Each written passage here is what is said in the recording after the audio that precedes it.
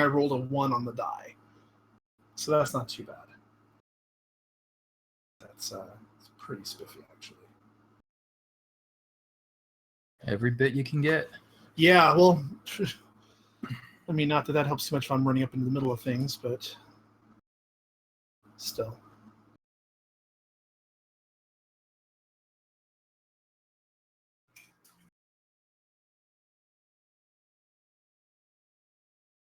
All right. I think it's pretty safe if we start this off. Rob, I mean, I'm assuming you're updating, but it's not, there's not much update really. It was mostly just adjusting key points and hit dice and hit points and getting screwed on that roll.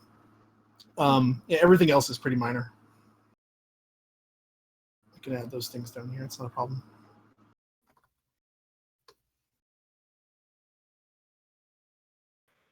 Okay.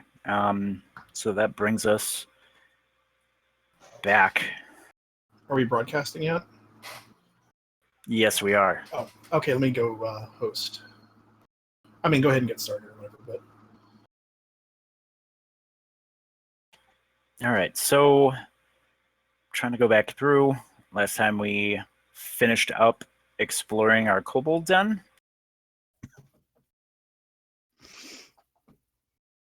Where some kobolds ran away and met a very grisly fate next to the riverside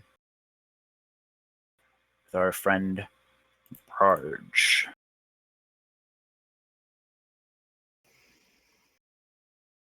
After you guys helped him bury his dead sister, who he brutally murdered, you guys decided to not draw and quarter him immediately and brought him back into the town with another naked dead body. And there was some rain and it was okay. Hit the Temple of Helm, where Nalen yelled at the sword that Briseus was carrying and let Bradge continue his life instead of judging him in Helm's meanness. He blessed him and gave him another purpose in life. And then you guys went back to the... I don't remember. Did you guys hit the inn or the blacksmith first? We were heading to the inn, but Felon kind of darted off towards the Fancy Pants' house. At Lord Aiden. Yes. yeah, well, we wanted to figure out. I wanted to return the books. I mean, come on. He's from Candlekeep. He knows how important books are. So you guys got bounced out of Aiden's manor.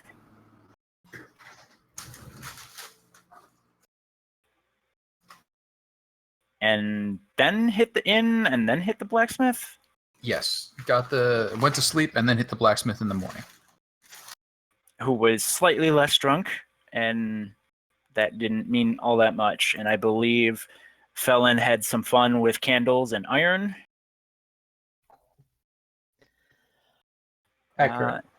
And I believe that is where we left off. And I know you guys had a couple of different points and issues that you wanted to talk to or people that you wanted to see. We did So want to go just, talk to the mayor. Yeah. And Need we to wanted warn to him. talk to Joseph's wife. Because he did. And go up and see if we could sneak up on some orcs. I believe. Sounds right. The only one I had a note on is to get to the orcs, to go instead to the mine, let the overseer at the mine know to send some guards down to prevent the kobolds from coming back in and change out the candles. And then basically we could go out the back door and then the mile to the meeting place, drop point.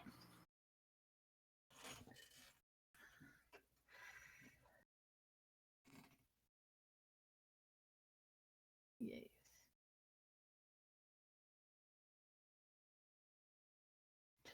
So where to first? Well, I believe our friend Cloud would like to address the matter of Katrin. I was wondering, would it be appropriate to suggest that Braj take responsibility for the unborn child that he has partially orphaned and the widow he has created?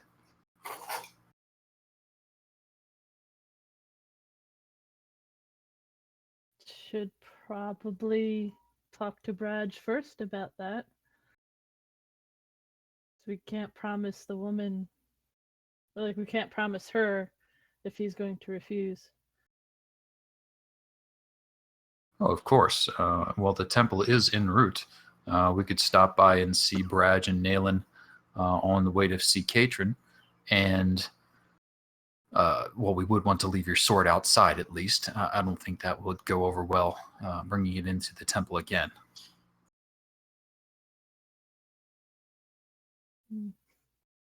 Fair.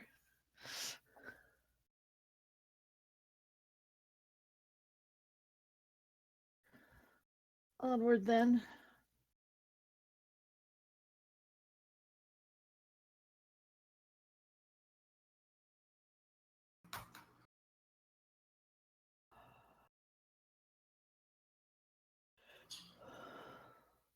So as you approach the Temple of Helm, you see Nayland clearly up and about. He's out front.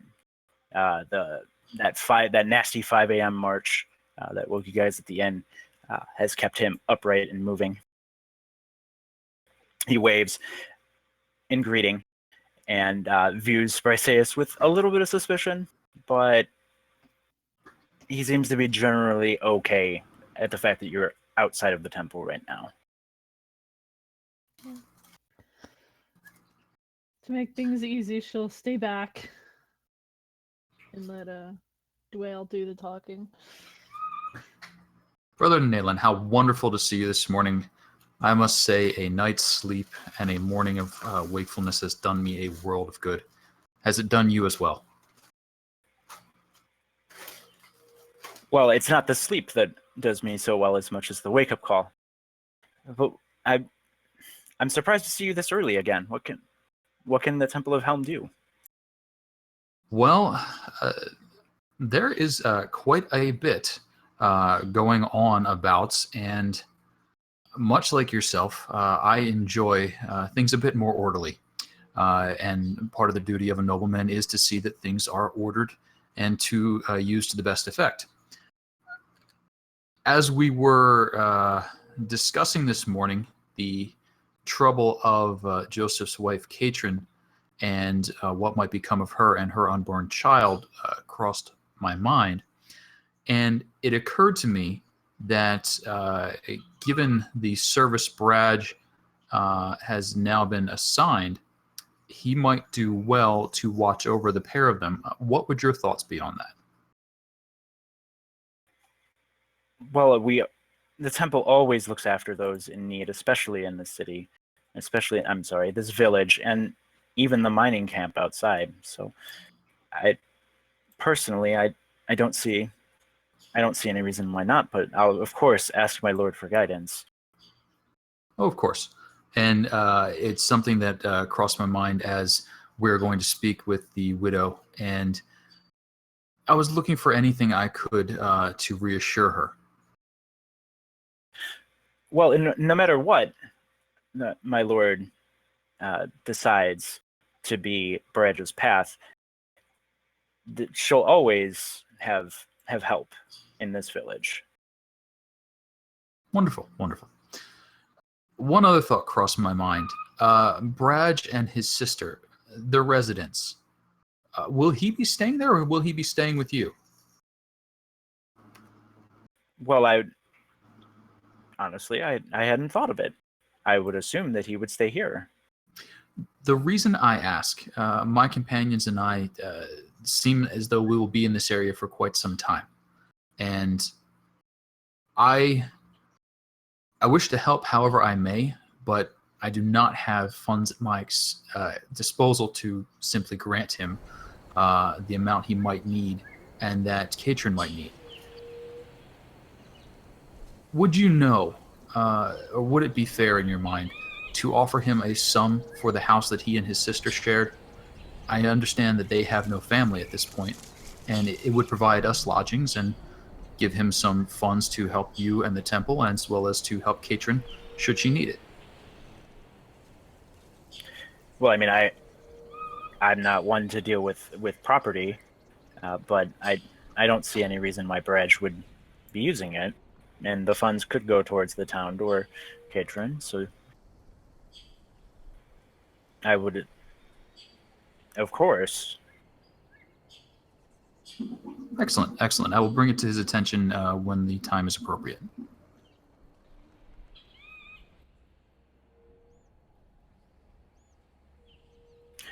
Kind of looks and like it looks like a little bit. He looks a little bit more relieved, like he's less obviously like he's less worried.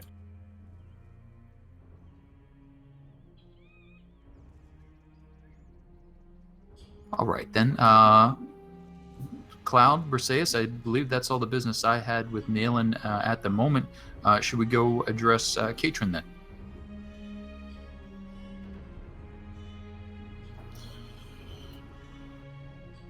I would imagine through this whole affair, after getting back, I know Cloud probably wasn't very talkative last week, even more so than usual.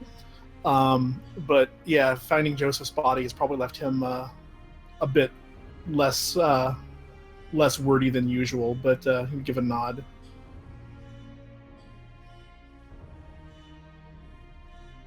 And he says, "Well, I will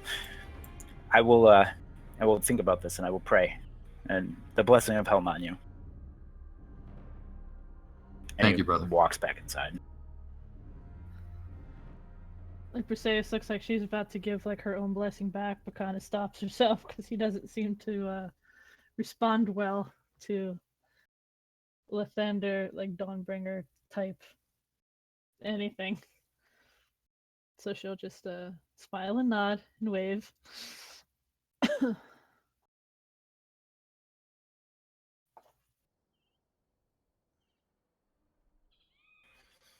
Excellent.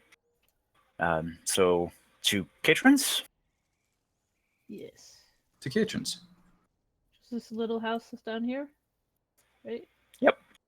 Yeah, it was down at the bottom, I believe. Katrin actually sees you approaching and opens the door as you approach. Recognizing Cloud, have you found Joseph? Have you found him? Have you found my husband? Out of character, I assume you because I think they had said. I think I saw something. Casey was catching me up before we started playing on what happened last week. So I didn't get a chance to watch the episode, but I guess we found the body. Did we bring it back with us, or? Yeah, that was Is it? one of Yes. the bodies we brought to the temple. Okay. And we did find the ring. Okay. Do we? Is the ring still on him, or would we have taken that separately? You have the ring. I would imagine so. That's yeah. Yep. You have the ring. His body was found. It does look like he was one of the thugs, but we have not disclosed that. We talked about it on the way back, and so far the feeling is do not disclose that he was probably one of the thugs. Fair. Because we don't know if he was just right making a bad life choice, or if he was actually going to run off and leave like we don't want to. Right. Yeah, we don't have all the information on that, and probably better not to anyway. Yeah, in that situation, Cloud, looking, sullen and kind of downcast, would slowly look up at her and extend a hand and open it with the ring inside and hand it back to her, and just kind of quietly says, "I'm so sorry." But I mean, you found his ring. So I mean, but did you find Joseph? Is he okay? He's No. no longer with us. And kind of isn't sure how to react to this, wants to be comforting but doesn't want to assume that she doesn't know how she's going to react to this, so just kind of stands there until he kind of gets an idea of how she's taking this. she stands in shock, not moving, just looking at the ring that you've placed into her hand. Habitually, you notice that last time you talked to her, she was like moving, always constantly moving. Right, even right. like when standing still, just rocking back and forth. She's just completely still. As she stares at this ring and just starts like tears just start running down her face, but you can't hear her. She's not making any sound. Yeah. After a couple of seconds of this, he takes the gamble and just kind of like reaches forward to try to put his arms around her and just kind of like quietly, gently hold her. Yeah, she just starts like it's waterworks. That's fine. And with plush. sobbing and yeah, he just, like I said, like gently like stroking her head and just like holding her against him. This goes on for a couple of minutes. I've got time. It says, "Well, did where he was in the mines? Did he? What happened?" We're not certain. I mean, out of character, we're like we found him like already dead, right? We don't have an idea of what killed him. He was already dead. He looks to have been one of the men Brad killed at the drop point. So the 4 people at the drop point were all dressed similarly, and it seems as though they came upon, or Brad and his sister met with them. According to Brad, they said some pretty horrible, nasty things, which is what drove Brad bonkers and then berserk and then kill. Yeah, I don't respond,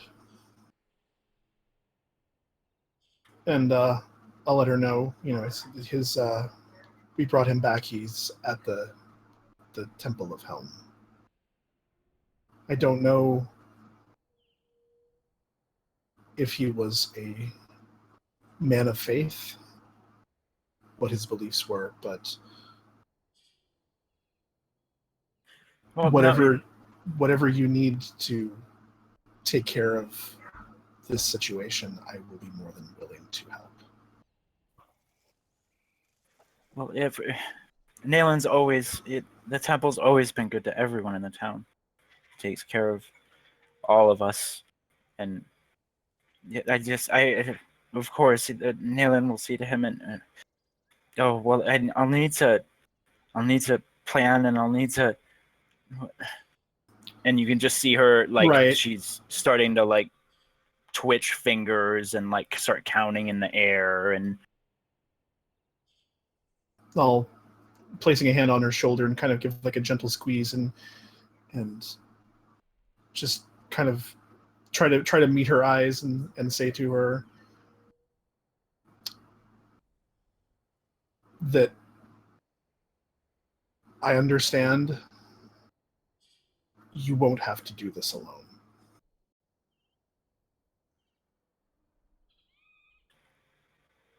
You see like just a sigh in a slight slump.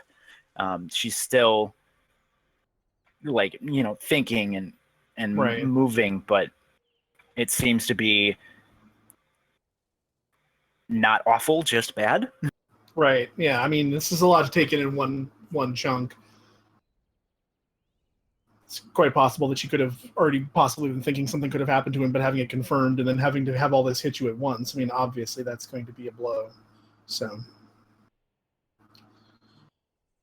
I just try to quietly offer as much comfort as possible. Perseus is watching this and she's not crying, but she's definitely affected by her loss and is just generally saddened and would probably cry if she was by herself. Yeah.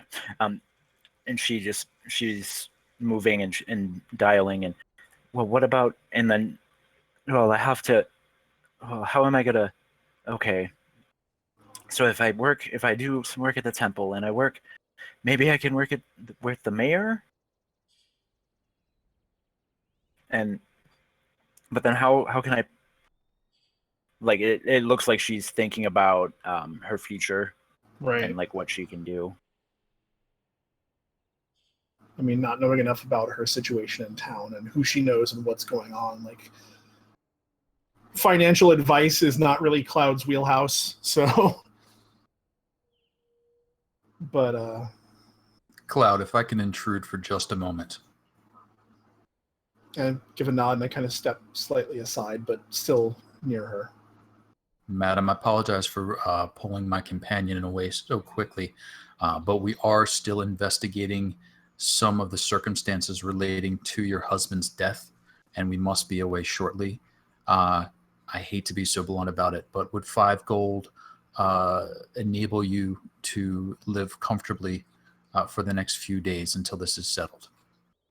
Well, yes, of course. I mean, I'm not worried about now. I'm worried about in the future when. I understand, and we will be looking to make some arrangements to assist you in the future. The short term is what I must deal with immediately. Well, yes, of course. I mean, it's good. Of course, anyhow, but of course, and like she's still moving. She looks like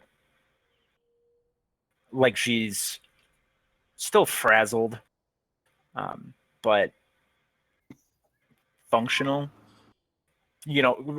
Cloud, kind of like you saw her before, where she was still Right. frazzled, but still able to do things. Right, a bit more animated.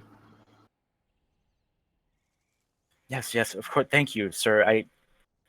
Of course, I have to start making plans. I have to get the family. I got to reach out to his mother. And she's south, and I got to Aram. I got to get my brother back here, and he's, and like you can see her, she starts.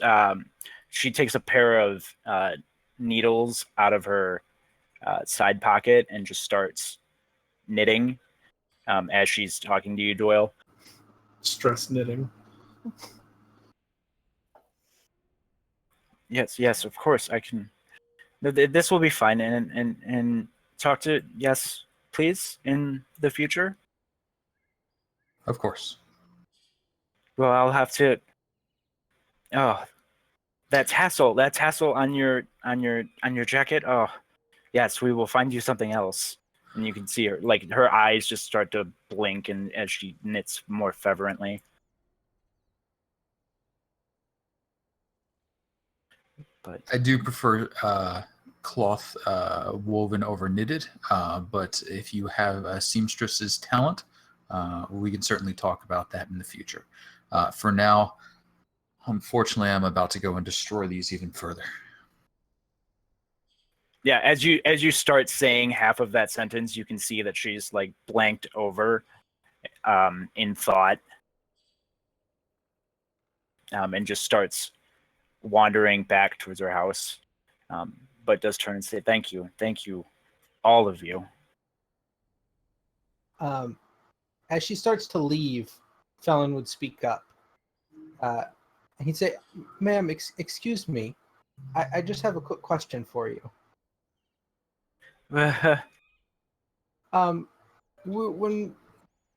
we're worried that your husband might have come across something in the mines that we need more information on. We're trying to stop other people from having happened to them what happened to him. Does he have a journal or anything he kept where he might have written down something? Any clue he might have gained would be useful to us." Oh, well, Joseph, he didn't know how to write.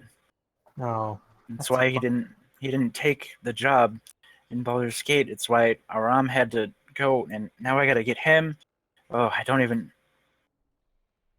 can't write. I can't get to him. I don't like, and it looks like that piled on more things for her to think about, and her brow kind of furrows, and the knitting kind of goes faster.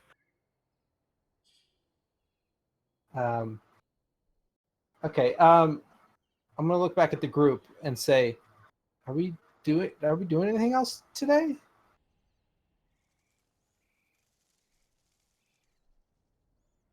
No? Perfect. Today, Phelan, when we were about to rush off to the north. Oh, yeah. I turn back to the woman and I say, I can help you get in contact with your brother and your mother. Okay? Come find me at the inn tomorrow sometime. And I can help you write those letters and send them off. Oh, well, yeah. And her brow, thank you, and her brow like loosens a little bit, but the knitting is just fast and furious. Okay. All right. Well, goodbye. Of course, and she looks at Clyde and says, "Sincerely, thank you. There's not many people like you, and I appreciate it." Don't mention it. She looks at you sideways as she goes back into the house. Fell in. All right. Well, that was disappointing.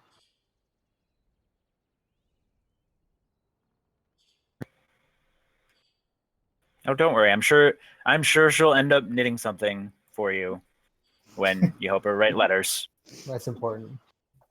That's what I was really worried about. Yeah, clearly. Campbell Holder Cozy. The candle.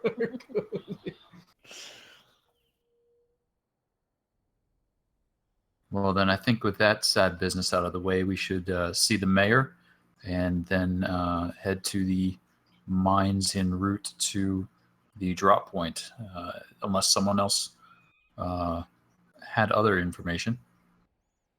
No. We're gonna stop by the mayor, right? On the way. Is that the plan? Yes. Okay.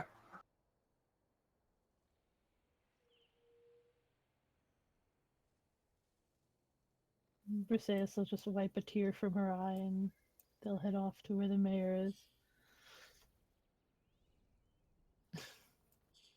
Taking the road.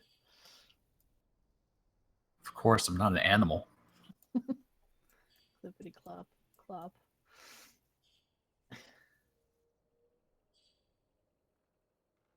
Really must have booties made for you. Just rolls her eyes. Can you- Oh, please go, Casey. Please Okay. go. Can you dance? I don't know how to dance. Oh dear. I'm not sure which would be better or worse. What? You knowing how to dance and being unable to, or you not knowing how to dance and being unable to? She shrugs. Not something I've ever really thought about. I fight all However do right, you so I manage? imagine I was like, I fight all right. I imagine I could probably dance. I just never learned. Yes, but ogres are also effective on the battlefield, and we don't exactly invite them into the dance halls. Are you planning on inviting me to dance? It may be required.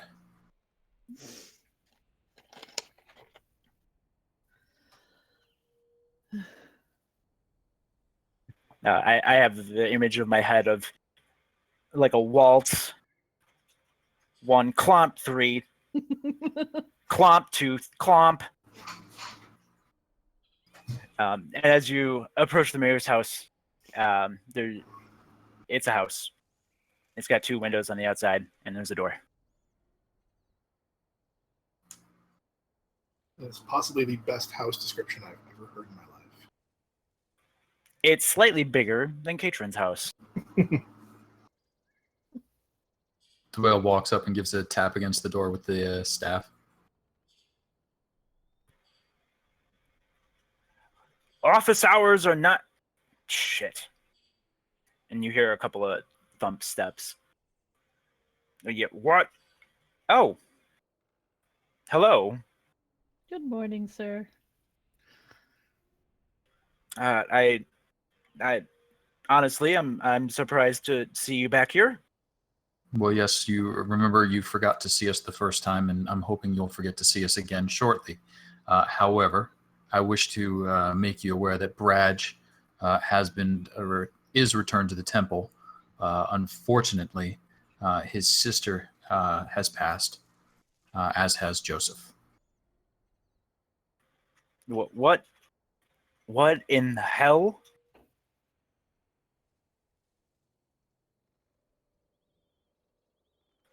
What? I mean, I asked you Take to your time. go look Take after. your time.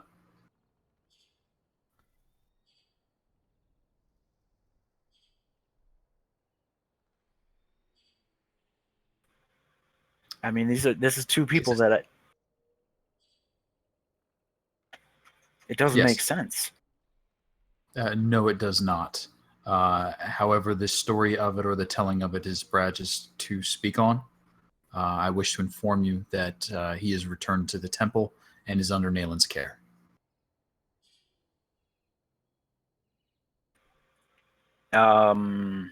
It does. Is he hurt? Is he okay?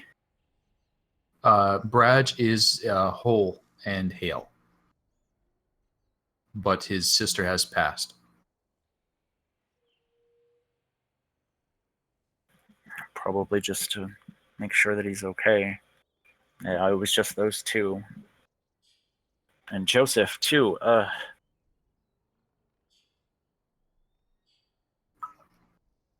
Yes. He looks kind of downtrodden.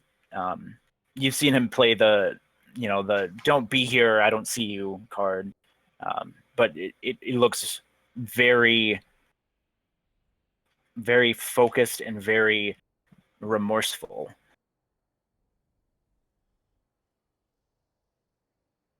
I thank you for this, but I will have to speak to Nalen. Of course. Go and see to the people of your town. If you will excuse us, we are off to the mines again to try and ensure that no more unpleasantness comes of it. Oh, wait. Thank you for this. Do I have to worry about my people, my other charges? All of the people of this village? It would be best to remain on guard. He just and he kind of like a sigh of exhaustion, and he says, "Well, of course." And he makes his way over to talk to Nalen.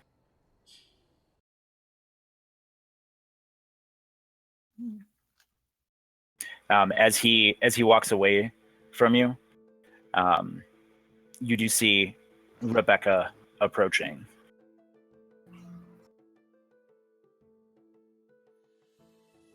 And she stops and hails.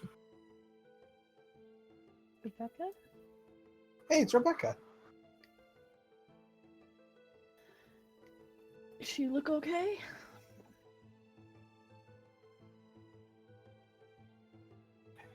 She's as she approaches, she kind of waves and just unrolls a letter. But I'm sorry that I wasn't able to receive you the previous night. Unfortunately, there was no announcement and I could not accommodate with my other guests. Would you do me the kindness of attending so that I can hear the tale of what occurred in these mines? What? When? Lord Erin. Night? P.S. Come immediately. Well, that answers that question. He seems pretty antsy. If inconvenient, come after lunch. Well, that's not really more convenient, so. Because we were going to go to the other side of the mountain, which we will not be back before lunch, so. Probably should go now. I look at everyone else questioningly, but mostly at Doyle. Of course. Yeah, everybody's probably looking at Doyle. Yeah. Sir. Of course. Rebecca, do run ahead and let Lord Aiden know we'll be attending him shortly. She shuffles off, nodding. I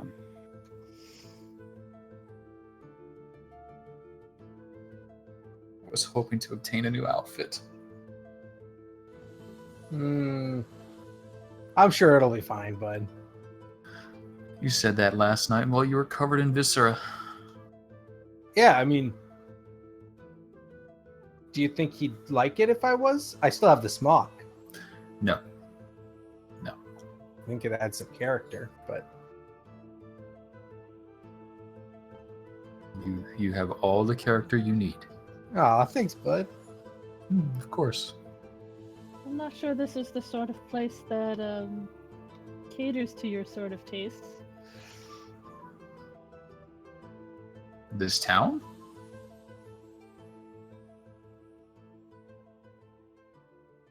I would imagine you'd be able to find something better in a city.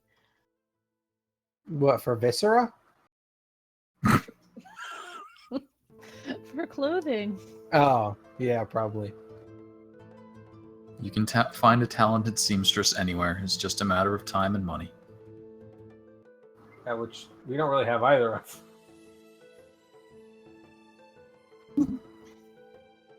That hunk of gold we found should be enough for at least a shirt. True. True. A shirt? Surely you're kidding. A scarf, perhaps? I mean, you could probably make a scarf out of that hunk of gold. Well, yes. What else would you make it from? Ah, She does not understand your lifestyle. I don't think he understands anyone's lifestyle.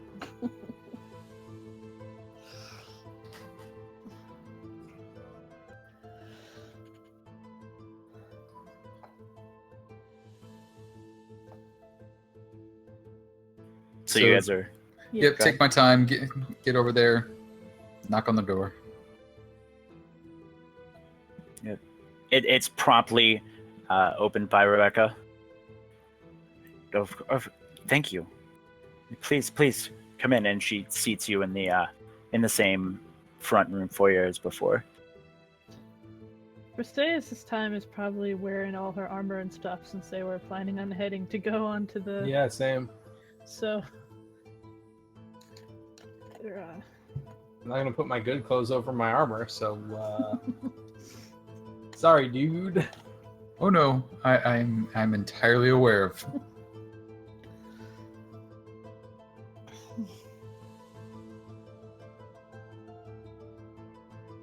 Well, wait. Phelan, do remind me when we're clear of this, Right. to have you clean your armor. I think I see a rat tail. No, I got all the rat tails out. Oh, nope, you're right. There's one. I pick one out and I'm like, I look around. I said, what kind of waiting room doesn't have a trash can? And I stick it in my bag.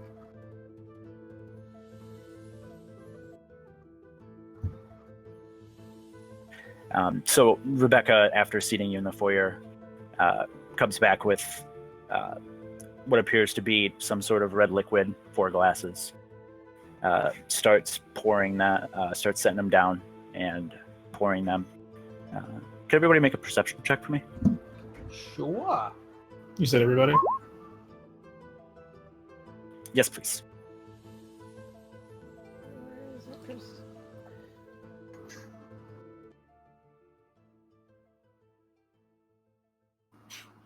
I don't see anything.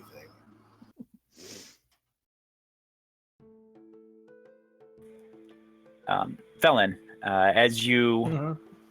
as you see Rebecca pouring, You notice a welt on her pouring hand, approximately the size of maybe a small cane.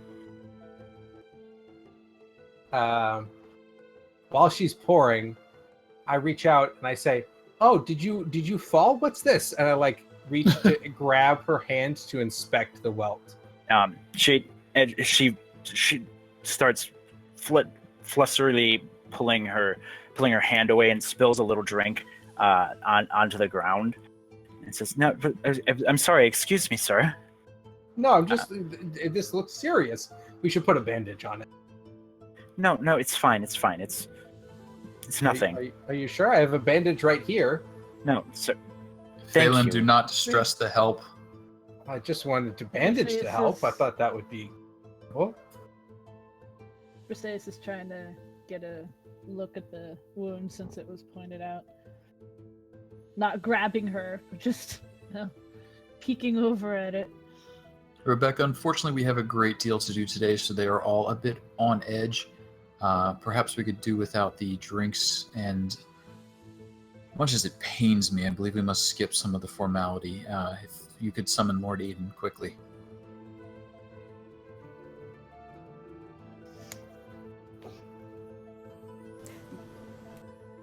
So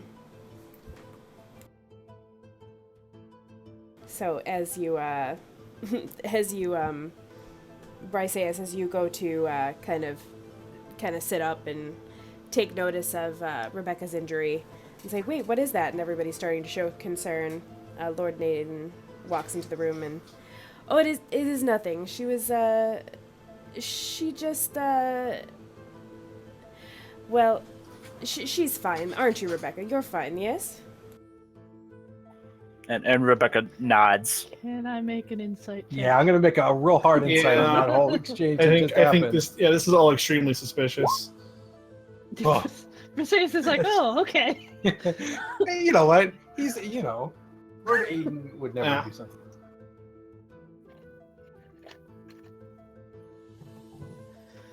Momentarily charmed. So, That nat 20 though. So Felon, you're like in tune with Rebecca. Like you guys go way back, or so it feels like. And you get the suspicion that you look at Rebecca, and you look at Aiden, and Rebecca is specifically not making eye contact with Lord Aiden.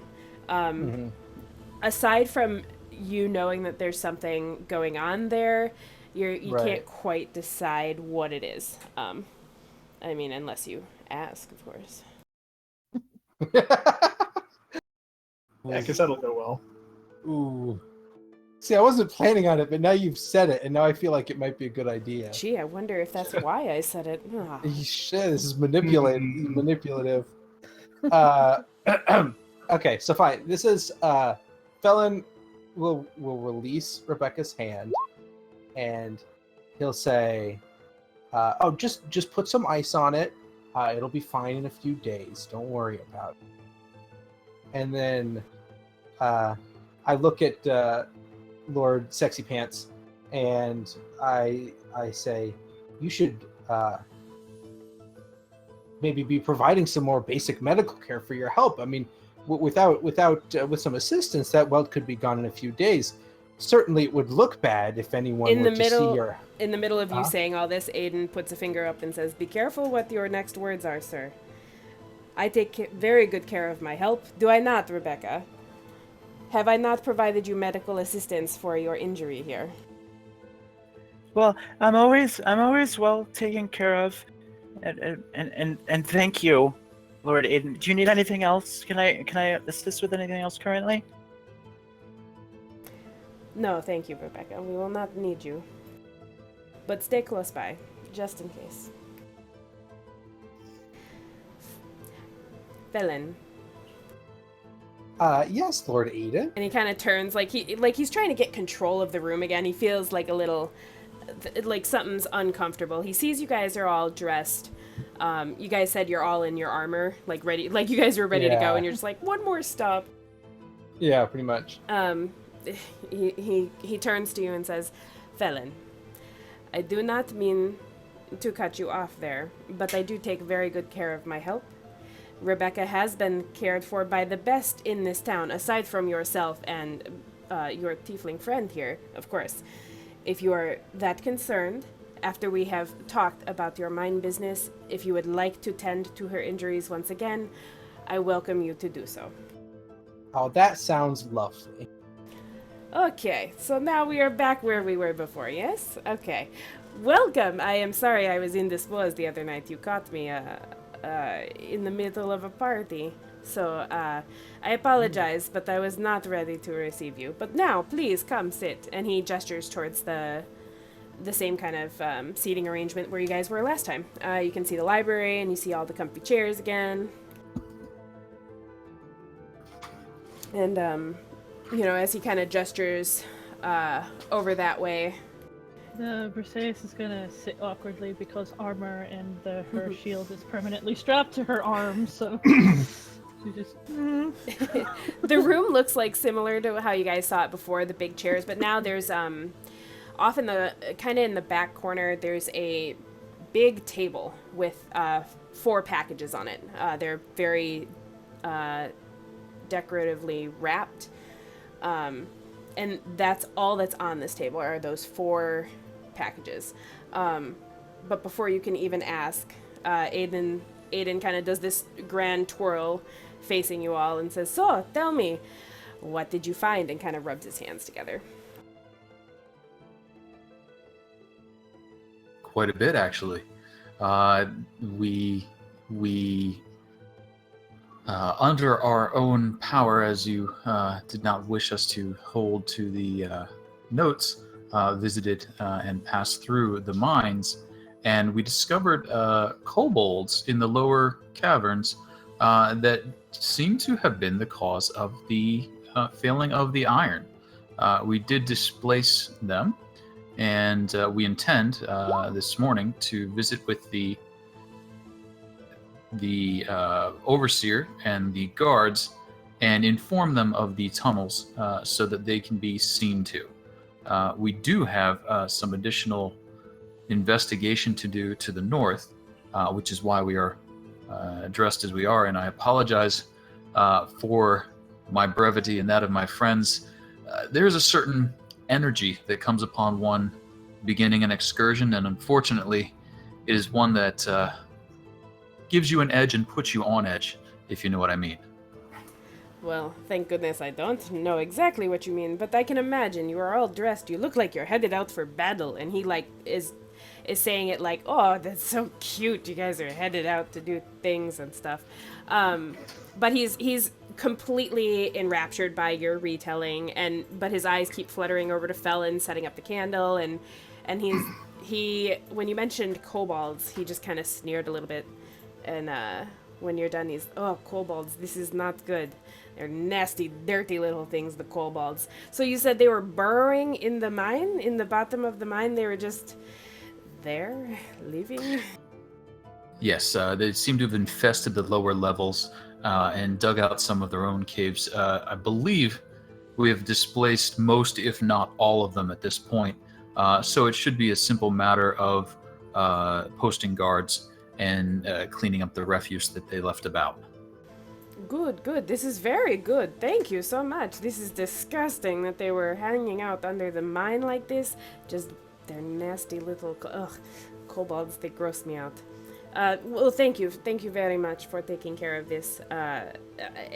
Of course, here is your reward for figuring this out. And he just kind of has the sack of gold.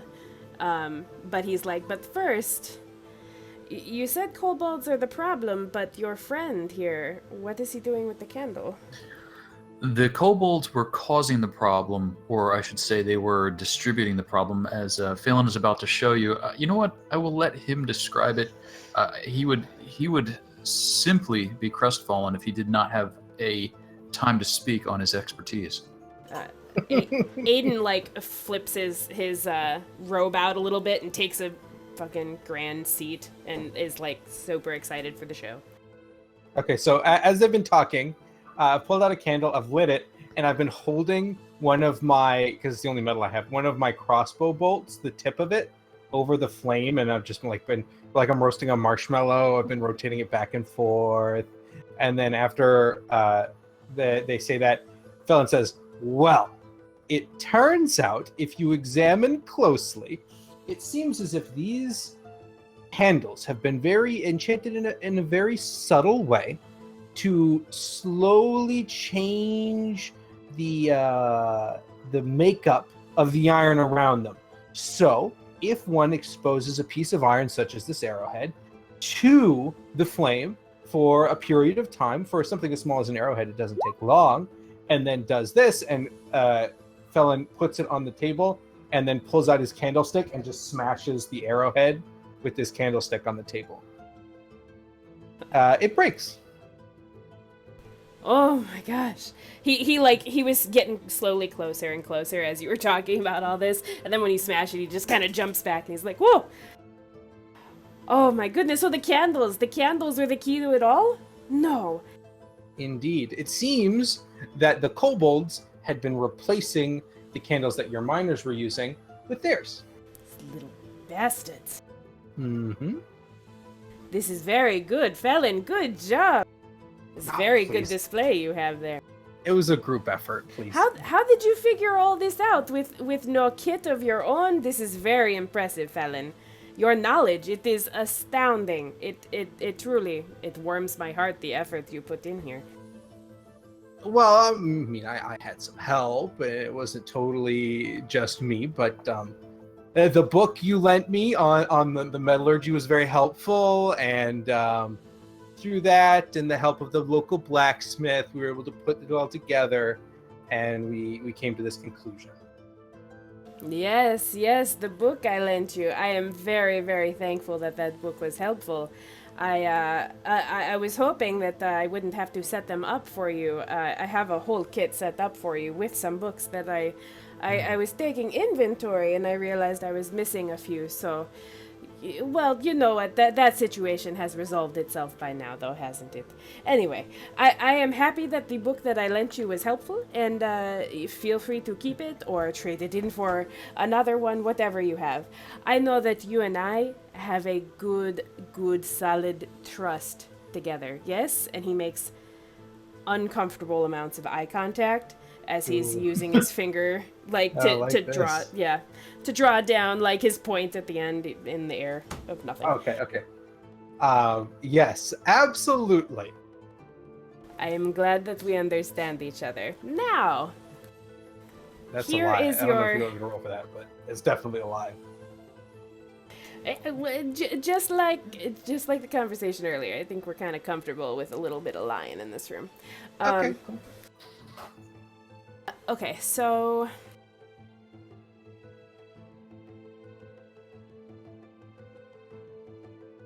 Yeah, okay, so after you're done telling the story, you guys have that uncomfortable interaction. He puts the bag of gold on the table and calls back Rebecca. And she just kind of pokes her head in the door. Rebecca, come here. I need you to take this, and he hands out another, like he's just pulling him out of nowhere, just another sack of gold. Take this, go immediately to Jabbar. I need you to do what we talked about earlier. Do you understand? And he kind of like pulls on her, like her robes a little bit, not her arm, but like just her robes. Like, you understand? Do you remember? Yes, right away. Come straight back. And she scurries out. Oh, friends, this is about to be a good time for all of us. I thank you so much. And he kind of puts his hands together in like a prayer / like fingers crossed kind of thing. And he looks at each one of you and he's like, thank you so much for the risk that you put yourself in to accomplish this. I greatly appreciate your efforts. And if I may, in addition to this compensation that you have now, the agreed upon 200 gold, this is the other half of that, I have one last mission, one of very good importance that I hope I can count on you for. I cannot think of another group more suited for this mission. You all look ready for travel. Where are you headed now? We still need to see to the safety of the mines, and we left quite a bit unopened as night was falling and we needed to rush back here. So we have some business up towards the mines, which we certainly understand you would not want us too involved in, and then some additional to the north. Up towards my mines? I thought you said you took care of the kobold problem. There is other problems? We have not informed the foreman to go and deal with the remnants of the kobolds. We haven't shown him where to look. Oh, I can let him know. I mean, he is my guy, after all. This is not your trouble. I don't need for you to go back there. But is the problem taken care of? Now I am concerned. Did you discover something beyond the kobolds? We're not certain yet. The kobolds were receiving the candles from outside the mines. We wish to investigate and discover where they are coming from. This is very troubling indeed. I suppose. Yes, but I suppose kobolds couldn't have been making the He's like trying to think out loud as you're like talking about. Yes, but I think if you defend the other entrance that was discovered to your mines, which it's a very small entrance, 2 men could easily hold it against 20. But certainly post a reasonable guard there. Okay, at this knowledge, he calls another, another servant in and whispers in their ear to go straight to the guards and tell them to set up. You said it's around back of mine. There is hidden entrance. Phelan, did you happen to sketch a map of that?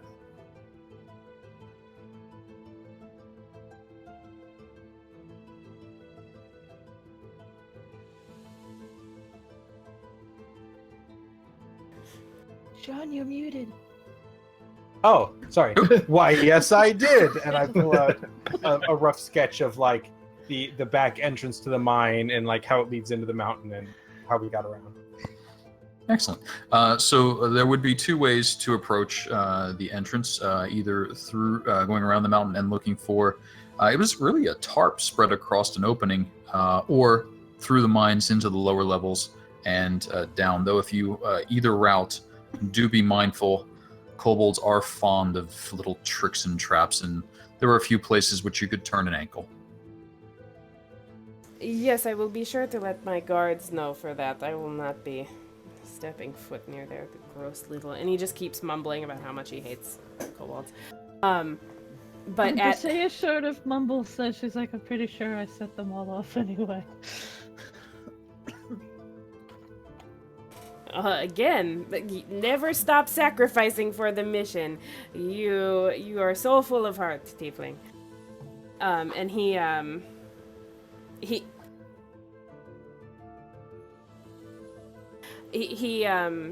kind of puts his hand to his chin and looks to be very deep in thought because he's torn now. Okay. Well, let's see.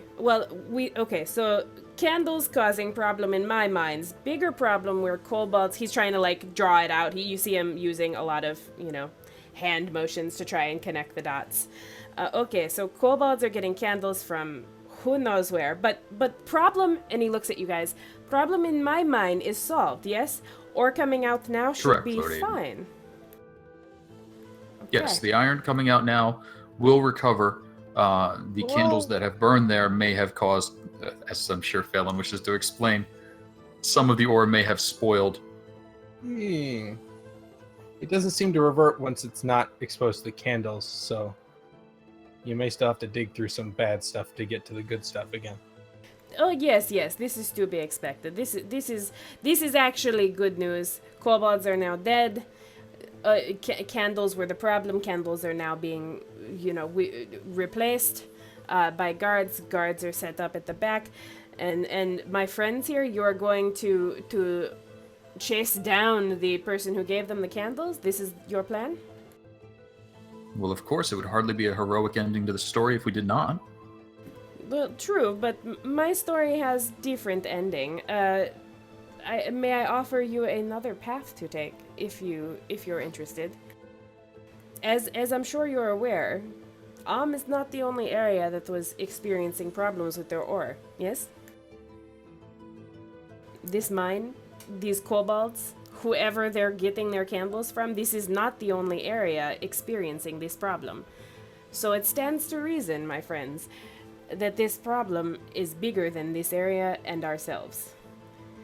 I think that in order to properly solve this problem for both the nation of and our friends up north, we are going to have to travel there and give them the solution that we have.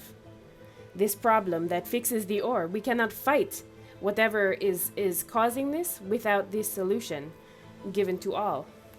And he's trying to kind of make it seem like he's being diplomatic with it. He calls them up north his friends, which he's never done before. And he says, let me stop beating around bush. My plan here, I know that there is a merchants league up north near Baldur's Gate. This they have recently fallen on hard times. The owner has recently become sick. That, coupled with the recent ore problems that they are experiencing up there, is making it very hard for them to get ore to the soldiers, to the people that need it in Baldur's Gate.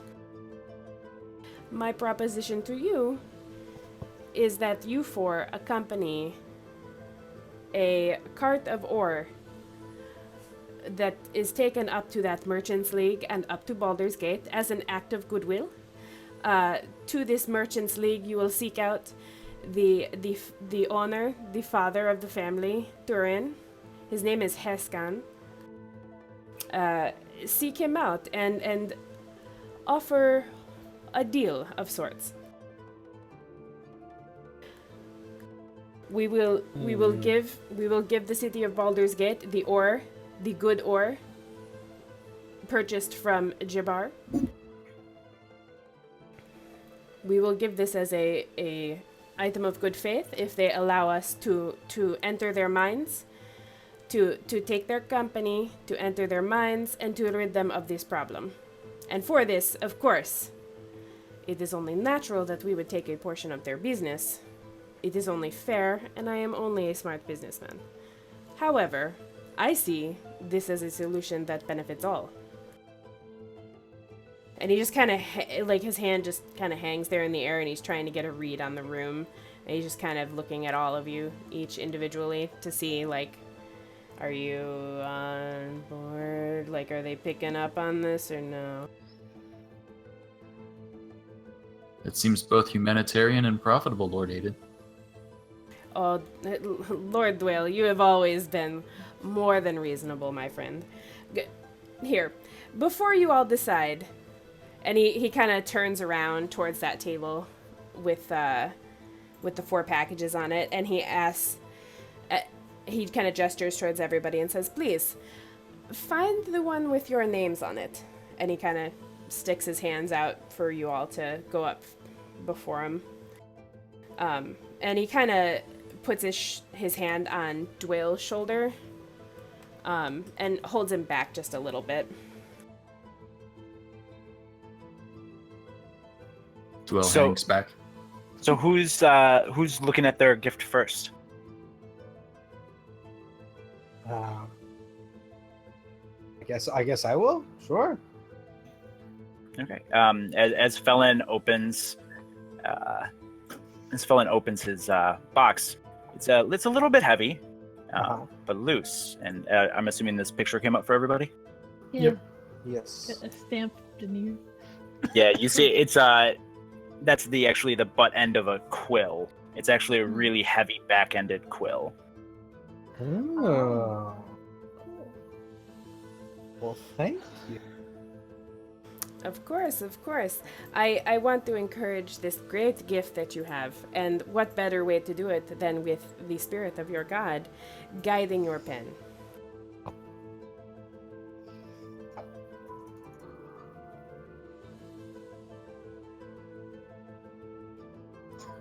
Briseis is just getting like some uncomfortable feelings with this, but not so much like the gift, but the whole sort of trying to like push them out of the area quickly sort of situation. But, Lord Aiden like sees your hesitation. Like Felon kind of, what did you just like go right up the table? You're like, yeah, this one's mine. It says mine on it. Yeah. Briseis is, you see the package with your name on it, and it's like kind of lumpy looking. Like whereas everybody else looked like they had theirs in a box, yours looks much larger, but lumpy, and kind of a little heavy. And Aiden just kind of picks it up and hands it towards you, like, here, yes. She'll put her staff down and take it in her hand as well as she can with one hand and a shield, and just try to pull it open. Lord Aiden sees you kind of struggling and goes up and pulls one of the main ribbons off of the bow in the center, and the rest of the packaging around it kind of falls off, and you see a nicely folded set of what look to be dress robes. For who? For she kind of like holds it up, and she looks up at it and is like, at first she's extremely confused, but are you like pulling it out and like opening? Yeah, she's like holding it up a little bit and like looking at it. Okay. As you examine it a little bit more, in the very center of it, you notice a very I think it's like a metal emblem of Lathander, and he's kind of like looking at you, waiting for your reaction to notice that. He's like a little kid that can't wait to give their parents a present. He's like, huh? She does see it, and she'll smile and say, thank you very much, Lord Eden. There's even a pocket in the back for your tail. He's like, can't contain himself. Like, I've never owned anything like this before. You are taking company with the likes of Lord Dwale and all these other fine people, and you if you choose to go on this, you represent myself, you represent and you represent Lord Dwale.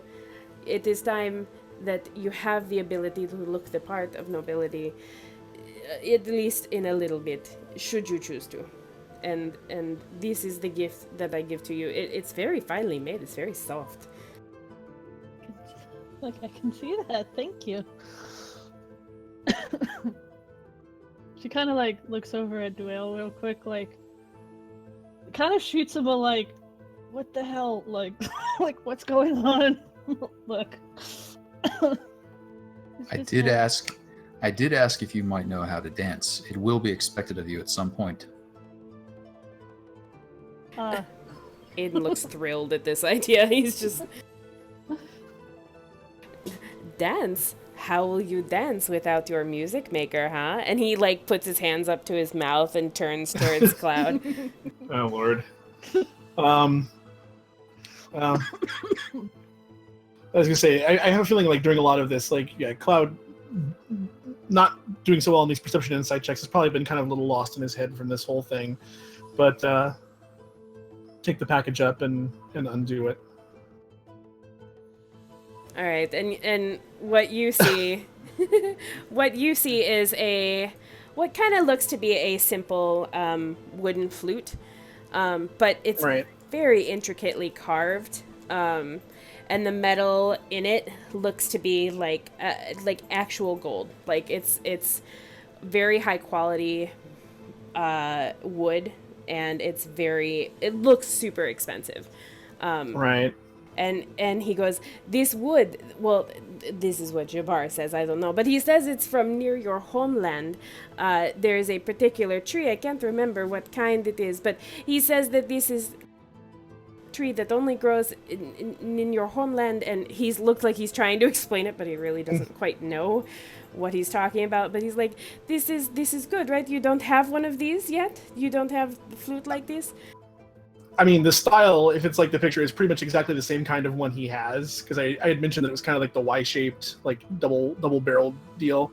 But Cloud kind of gives his best forced smile and nods and manages to. It's quite lovely. Thank you. I will admit, Cloud, you are a hard man to shop for. I had a hard time coming up with something for you, but I am told the sounds out of this are beautiful, and I hope that you can make your tiefling friend dance circles for nights to come. I know that your music has inspired me. I know that it inspires your friends, and I am sure that whatever noble causes take you to Baldur's Gate, this will accompany you on that mission, if you choose to take it. Give him a nod and it's kind of don't stow it away, but like I'm just kind of turning it over in my hands and looking at it. And then, he slowly turns to Dwayne and just kind of gestures. He's very hands-off on this one. Dwayne, your package is very... It's by far the smallest one on the table. I would like to point out my package is not the smallest one on the table. Look, the parties were last night. Nothing's going on this evening. It's all cleaned up now, or so you think. So Dwayne will step forward and unfold. Inside, he finds a brooch. It's very heavy, and there's a simple pin in the back. A classic brooch, you've seen them before. But the jewel in the center is just very bright and clear and looks almost like red glass. Oh, how exquisite. My friend, I must tell you that I searched high and low for this one, just for you. Upon our first meeting, I had this in mind just for you, and I think that it will suit you perfectly. The red brings out the creepy red in your eyes. It's just a wonderful compliment. You put it right here. Do you wear brooches? I don't see any on you at the moment. But Lord Dwayne, you are the first nobleman that I feel a real connection with, and I want you to have something that speaks to the nobleman inside your heart. Like, he feels like he's kind of having trouble with like the proper words to get across, and he's not getting emotional, but he feels like he's stumbling over himself trying to explain a little more than he probably should. Hayden, this is wonderful, and I do look forward to... Oh, do I look forward to being dressed in finery again. However, this I will keep somewhere safe and wear whenever possible. I do not wear a brooch now, as you might imagine, grubby little kobold hands do claw at one. Gross little kobolds. Yes, sir. No. I completely understand. This is not for everyday wear. Though I see no problem with looking into the difficulties that Baldur's Gate is having and seeing if we can solve them of those means. How soon did you think to depart? Well, to be quite honest, and I'm speaking frankly to you because I know that you understand business as much as I do, being from noble blood, you know that investments rarely present themselves in such a way.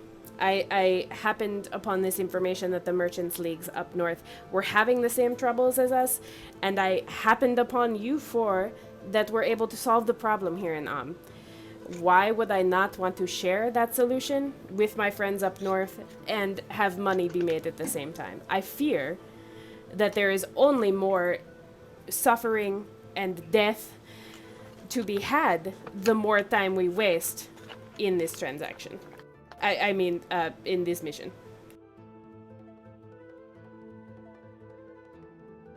That certainly seems reasonable. My curiosities here do not compel me to stay. You three, certainly look to you for your wisdom.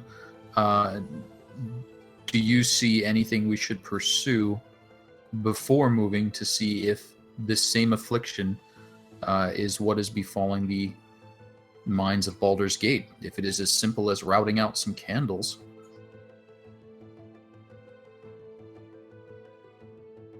I have nothing major. I do need half a day or so before we leave, but if we leave tomorrow, that shouldn't be enough. Certainly. Briseis?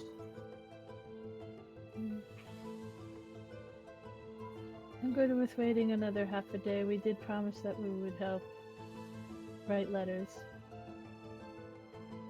Certainly. And Cloud? Shakes his head. As if to say, like, no issues on his end. Excellent. Then I think it seems as though we could be ready to depart within the day. Lord Aiden, one thing I had wished to do was actually acquire some land here so that I might have a home to return to and one to stay in when I should visit you, as this has been...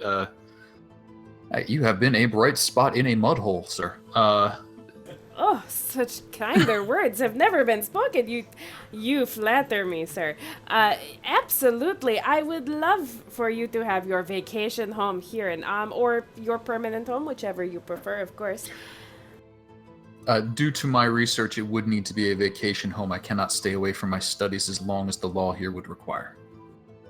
That is completely understandable. I understand that you and I come from different lands with different priorities, but somehow we have managed to come to an understanding, I feel.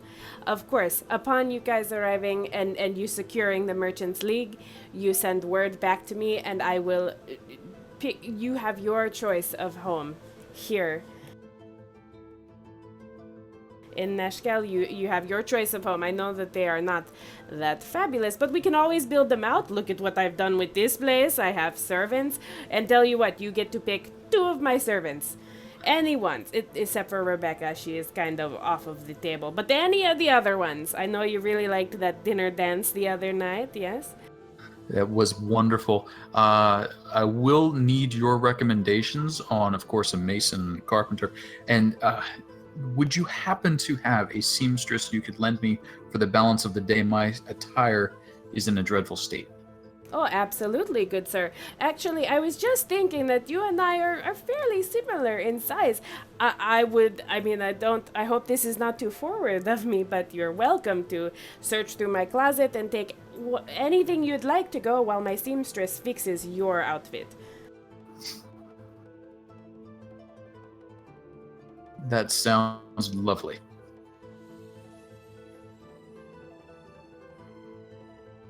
And if you're interested, I can, if you need to get out of the clothes you're in now, or if you would just like them repaired, you can drop them off whenever, whatever you want to do. My servants are here to assist you and all of you. And he kind of realizes that he and Dwayne have been kind of hogging the conversation while you guys are all awkwardly standing there with your new fancy little things. And he's like, of course, all of you, if there is anything you need before you go, please do speak up. I have Jabbar here for, I think he's packing up, but he's here for at least another day or so. And if you have things you need to wrap up, this is fine, wrap them up. He seems to, be very excited. He's, reading the room of yes. And so he's like, whatever you need.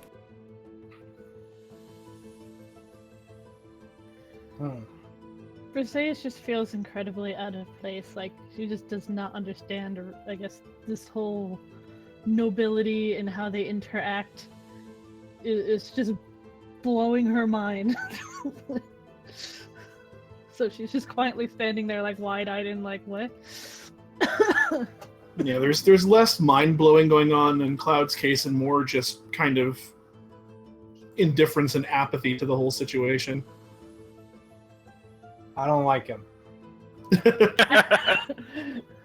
Mercedes doesn't really like him either, but she's Yeah. not sure if it's just her not understanding the whole cultural difference thing here, or if there's actually something weird going on. I'm still fairly confident in Rebecca. I am not pleased.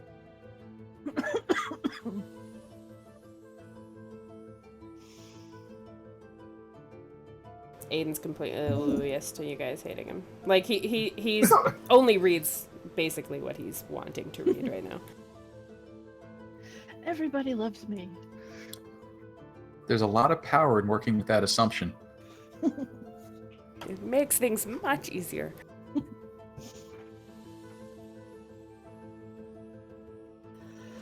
Well then. So he claps his hands together. So, you have some things to wrap up in town, you mentioned.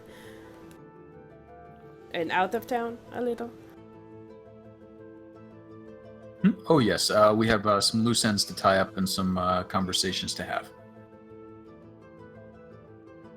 Well, you know where to find me in town. When you are ready to go, I will spend the rest of the afternoon working with Rebecca. Oh, well, telling Rebecca what to do to get you ready to go to Baldur's Gate. You send word to me once you are ready. Yes? Actually, one thing that has just occurred to me. I had not planned on traveling a great distance, so I had not called for or reserved a horse or cart. The individual we'll be traveling with to make the introductions, or we'll be traveling ourselves, horses, cart, what is the most available manner of conveyance? I will, of course, be providing you the transportation for this. I have a cart ready with 2 horses and the driver, as well as 2 of the guards of this town. They are not quite as well adventured as you, well versed in fighting as you, but they come with armor, so they will ride along with you, and the gobs of ore will be on the cart. If you need additional horses, that is fine, but there should be plenty of room on the cart should you want to ride on the cart along with it. Oh, so long as we have accommodations to ride in the cart, I see that no issue with that. Absolutely, and of course we will pack you, food and water for the trip. It shouldn't take more than 2-3 days if the weather is bad.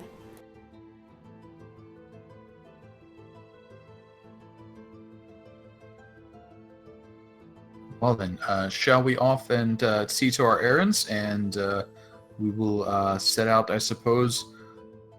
Well, it seems everyone wakes up shortly before dawn around here, so shortly after dawn then.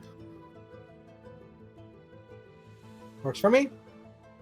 He kind of makes that weird flinch at the dawn thing. He's just like, ugh, that will change soon in this town, my friend. These dawn things, getting up early. And he kind of gestures towards the hallway. Lord Aiden, as a recommendation, once you have settled in, an excellent way to handle that would be to simply say that is when a party must end.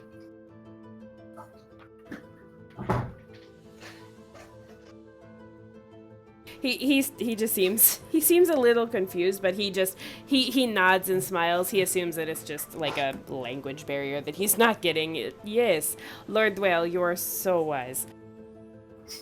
I am so glad to be partnering with such incredibly wise people as you. And he's like kind of walking towards the door as he says this.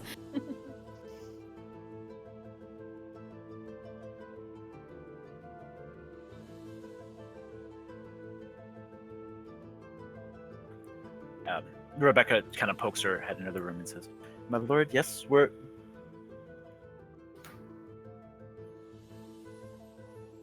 everything is ready. Whenever you need. Everything is agreed, as was agreed upon."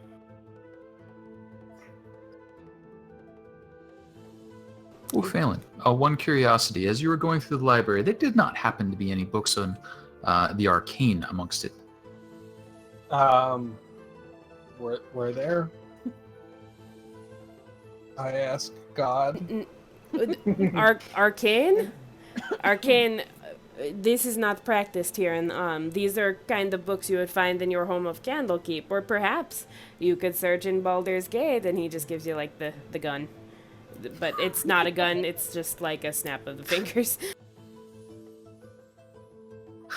Finger crossbows. Got it. There you go. It's much more awkward.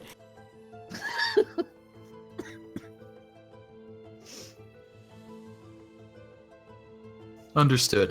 But you find knowledge in the oddest of places. This is true. This is true. Who knows? Maybe someday, probably not, would, welcome the arcane arts and things. Yes, I'm sure someday. And he's just kind of shaking his head as he's saying yes. But if there is any other book, Felon, as you're thinking and preparing for this travel, please let me know. I will have Rebecca search for the book that you are looking for and bring it to you in the morning. Don't worry about it too much. I'll be staying a little bit longer as per our agreement, so I'm sure I can find something.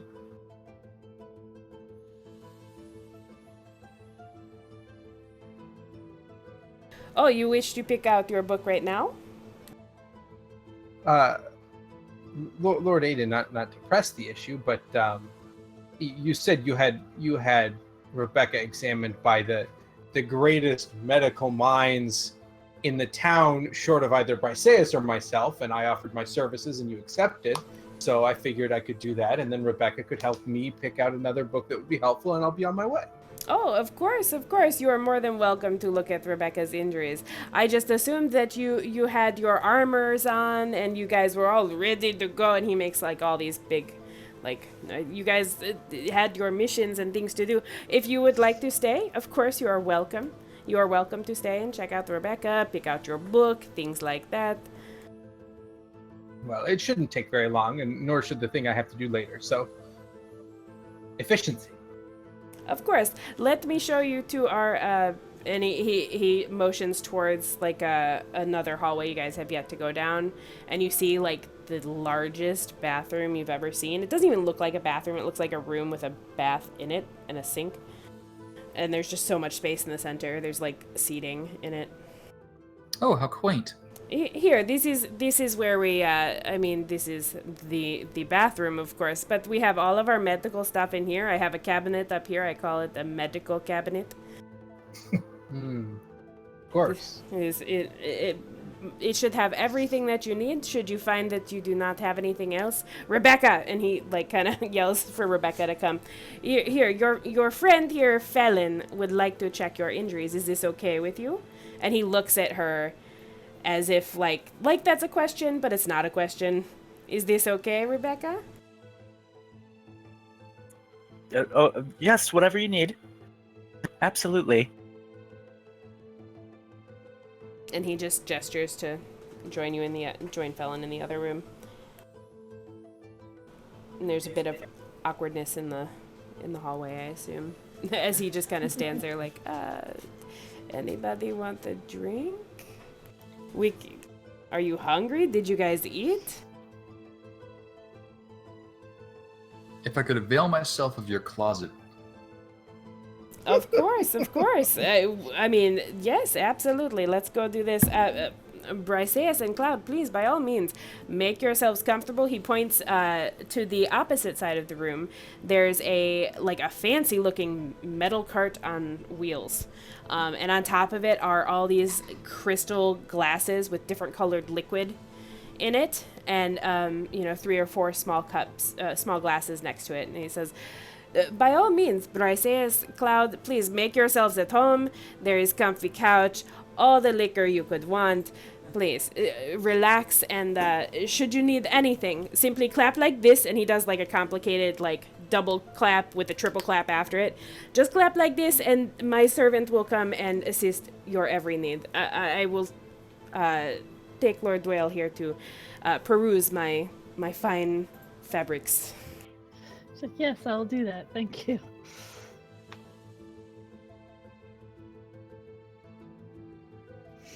And Aiden gestures up a large staircase for Lord Dwale. And like muttering under her breath, with my one hand. And then she kind of... She'll go and she'll take her shield off, just because it'll be easier for her to try and like fold the dress or do something with it to make it easier to carry. I can give her an assist on that. Roll with advantage. Roll to fold. So Rebecca pops into the medical room, bathroom, whatever. Well, here, Lord Aiden wanted to said that you could look at this, please. Would you? It's really nothing, but you can if you want.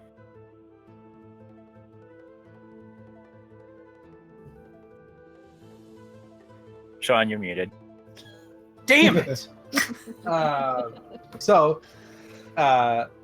Felon says, yes, of course. It shouldn't take very long. And Felon goes over and washes his hands off in the sink. And then he comes back and says, may I? Like gesturing for her arm so he can examine it. Yeah, it's here. It's really nothing. Felon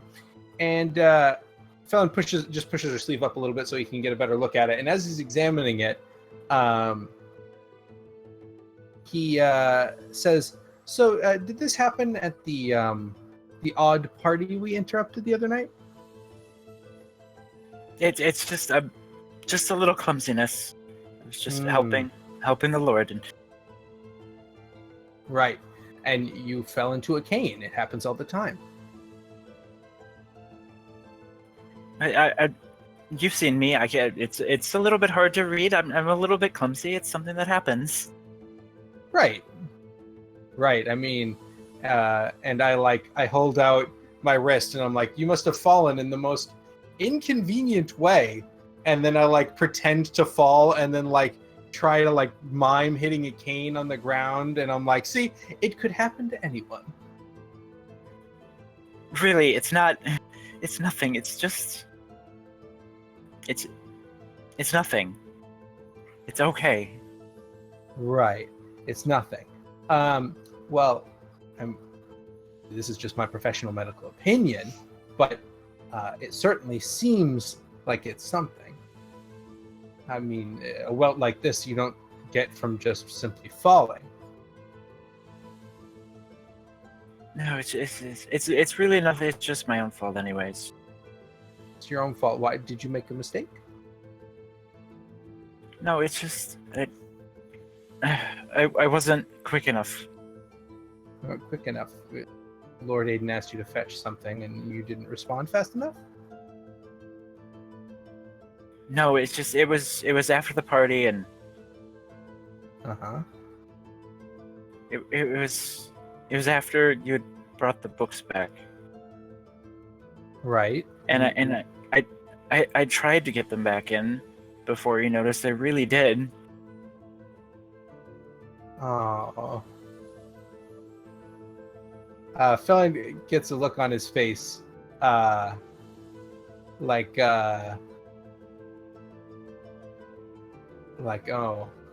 this is my fault.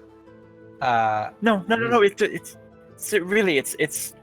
It's not anything. It's not. So he saw you with him, and then he beat you. No, it's my fault. I didn't get them back in time, and it's just a wrap on the wrist. Right, a wrap on the wrist. Lord Aiden is many things. I wouldn't say he's strong. This is quite the wrap. No, the Lord never. He never punishes us. Oh, so he makes someone else do it. Yeah, she just kind of sits there meekly. Who's this other person? No, it's not like it's not like it's one person that when we're misbehaved, we all have to take turns. He makes you beat each other? We just don't want to get. I don't want to get anybody else in trouble. I couldn't get the books in for you. I just ignore it. Can we just let this go? Right. I live.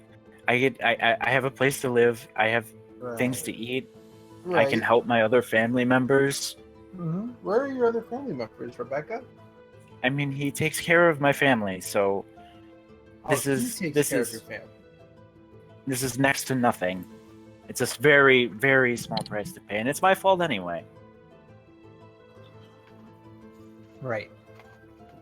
Well, and Felon takes his hand, and it like glows like bright, and he places it over the welt, and when he removes it, it's gone. And he says, "I suppose that's the least I could do." That's. I think this is amazing. It doesn't hurt at all. Thank you. You're welcome, Rebecca. I hope things get better. They are good, and it's just everything is taken care of for me. So this is nothing. Well, as you say, it's nothing. And thank you for worrying. I mean, we don't get a lot of people that worry about us. Nobody else really has. So thank you, but I'd have others to worry about, and I want to take care of them. Felon just nods and says, "It's very noble of you, but we should probably get back." Yes, of course. Can I mean, I can help you if you need help finding a book. Oh, yes. I can't, help you take more than one. Right. Okay. So I guess Felon would go into the library, look around. I guess a book on the guilds of Baldur's Gate would probably be very useful. That's where where one of our contacts is a guild member, right? Who runs the mine? Yeah, If I remember correctly. So the northern countries are going to be on this rack. Uh-huh. And then if we're talking about businesses, it's going to be on these 3 shelves. And you wanted guilds. Yep. Which means that it's going to be on the second shelf from the top. Mm-hmm. And specifically, what type of guilds? Mining, I believe. You can see her just like running and grabbing a step stool and being like energetic for the first time since you talked to her in the bathroom, and she plucks a thick tome from the shelf and says, "Yes, the mining guilds of Baldur's Gate." Oh, perfect. Thank you, Rebecca. This is exactly what I need. Yeah, I really hope you can do what to help these people. I guess I don't really know what you guys are doing. Will I see you again? Maybe. I'm not sure. We're heading to Baldur's Gate, but I don't know if we'll be coming back soon. Oh, well, that's okay. I'll have that fairy tale book done by the time you come back, and maybe you can explain some of the things. Some of the elven myths, they're just weird. Yes, I think that's not an unreasonable description. Rebecca, can I ask you just one last question? When we came over the other night and there was a party going on, who was the party with?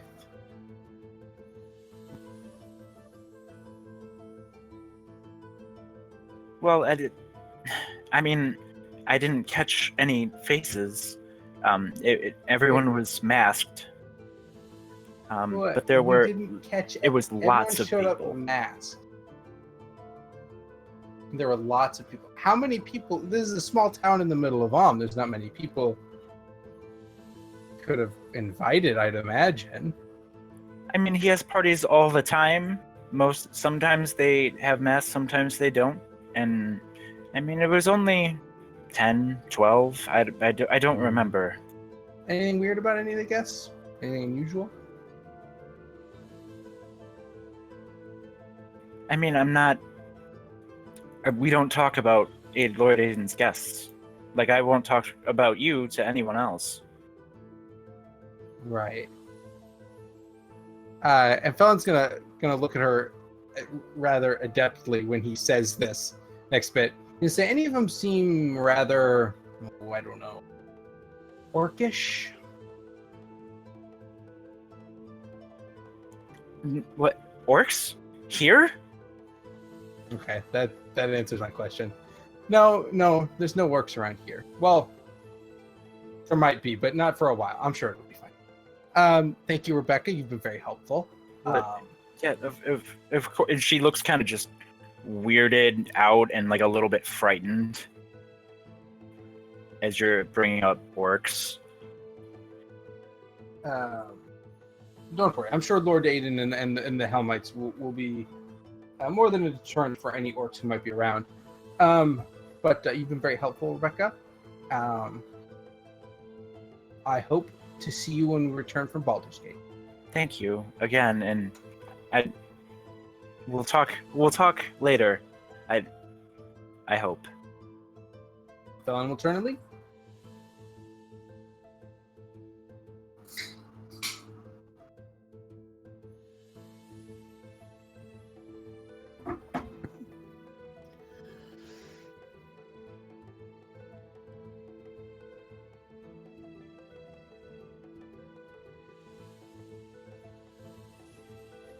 All right, so as Rebecca and Felon are coming out of the library area, Lord Dwayne and Lord Aiden are kind of coming down the stairs, and they look to be sharing some story that you guys can't really hear, but as they come into earshot at the bottom of the stairs, you hear Lord Aiden say, "And so anyway, that was quite the tale. That is how I earned the nickname the Rooter." And he just kind of jabs Lord Dwayne on his arm a little bit.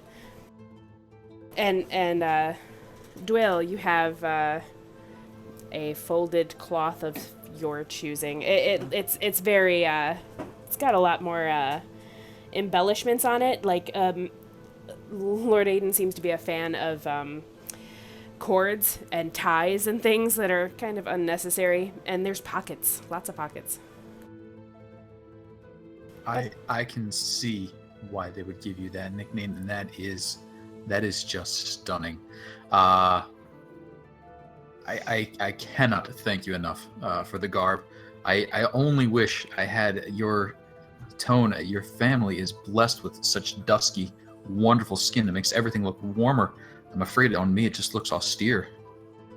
Well, I mean, I wish I this is so funny that you say this, because I wish I had your pale, almost translucent skin. You look sickly in a good way, though, because you look like true nobility. I look like I've been out mining all day. Just kiss already, Jesus. Is that what he says from the other room? Oh no,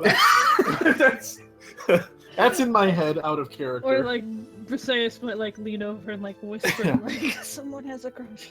Yeah, really. It's very clear. So hit the bottom of the stairs. Is everything arranged? Are we ready to depart? Cloud was ready to leave the minute they got there, so. I'm all set.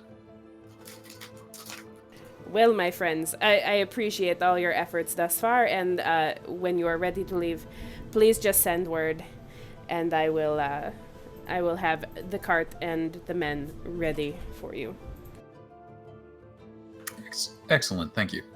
I hope these gifts bring you untold, advantages on the battlefield and whatnot. And he gestures Rebecca to gesture towards the door. Rebecca gestures towards the door. All right. The We hand follow the towards gesture. door. Go Toward through the door. Just as a side note, real quick, I want to make sure that those items popped up in your journals individually. Yes. Yeah, they're all. Yep, they're over. Oh, player. Oh, yeah. Okay. Trinkets. Player trinkets. Yeah, Yeah. didn't see that before, but yep.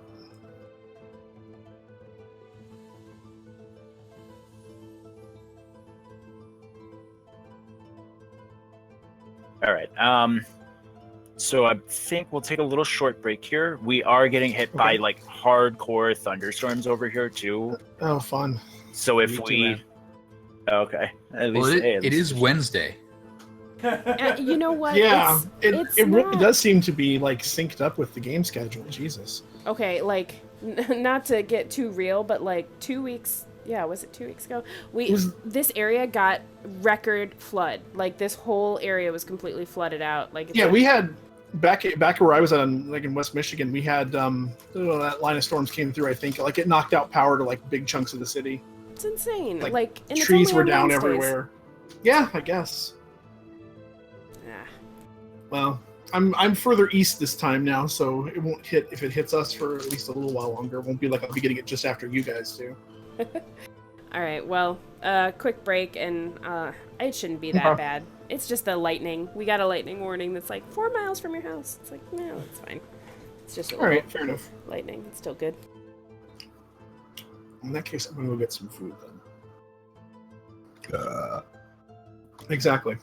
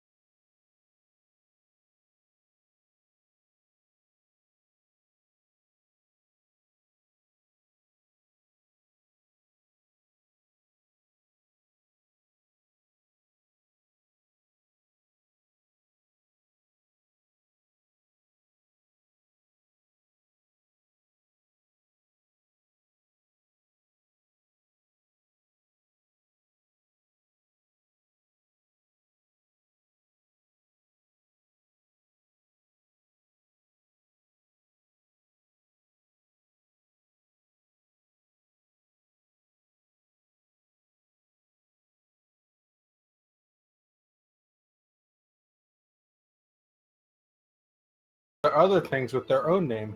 My family, we had relatives. There was one specific, great aunt I had who called them cold drinks. I was like, do you want a cold drink? And when she said that, she meant a soda. But, yeah, that was her thing, cold drinks. And I'm like, as opposed to warm ones? Other than, coffee or tea, what do you drink that's warm? I like all non-coffee and tea beverages to be cold, please. Thank you. We're not savages. We have access to ice.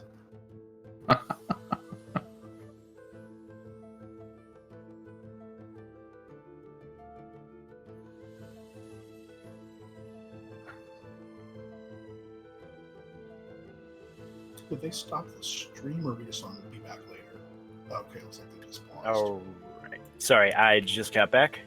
Oh, it's okay, no worries. I am We were keeping ourselves entertained. Away.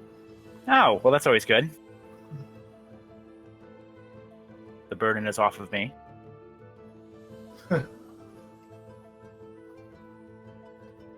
Okay, so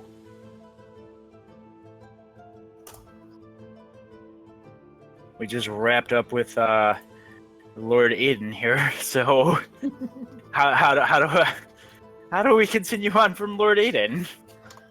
Yeah, that was a lot. You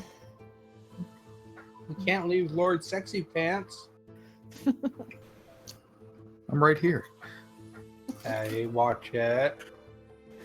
Yeah, it's probably looking a little like Lord Aiden's there still. It's not Whale the in his same. fancy clothes. Hey. He's a little more into knotwork than me. I like wands. He likes knots. I like straight lines. How will the relationship survive?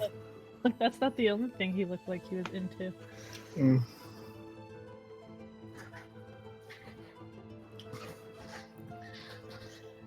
Cloud. As it Yes. seems, we will be departing from this area for some time. There are the party funds are approximately 200 gold at the moment. Do you wish to give a portion to Katrin to hold her over while we are away? She can have my portion. I don't really care. I felt you might say something along those lines. So I already sent it.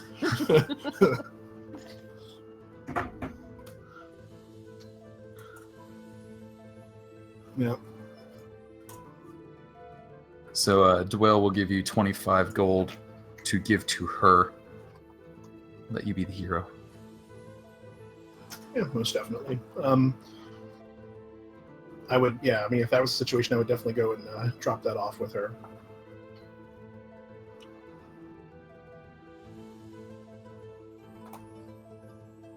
Do you think we should still go look for the orcs? So I have a think question. we should. Out of character, I know you guys mentioned this when you were recapping for me before the things, but was there something else that involved the orcs last week when I wasn't here? We heard them again. Oh, okay. Up Or by at the least mines? At least we heard drums by the drop point, which is Okay. about an hour outside of town. Also at the drop point, we left 2 corpses of humans, 10 or 15 kobold corpses, some mining equipment, and a box of possibly iron ore. I don't know if Phelan got it actually into it or not. Okay. So at least getting out there to clean up and collect the stuff that we scampered away from, or see if that stuff was collected, would probably be good use of our half day. Fair enough.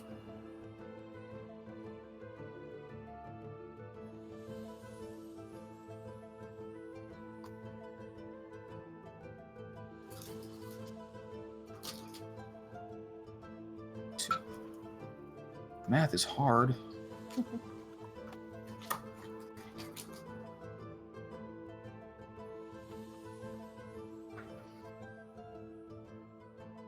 All right, so you guys are...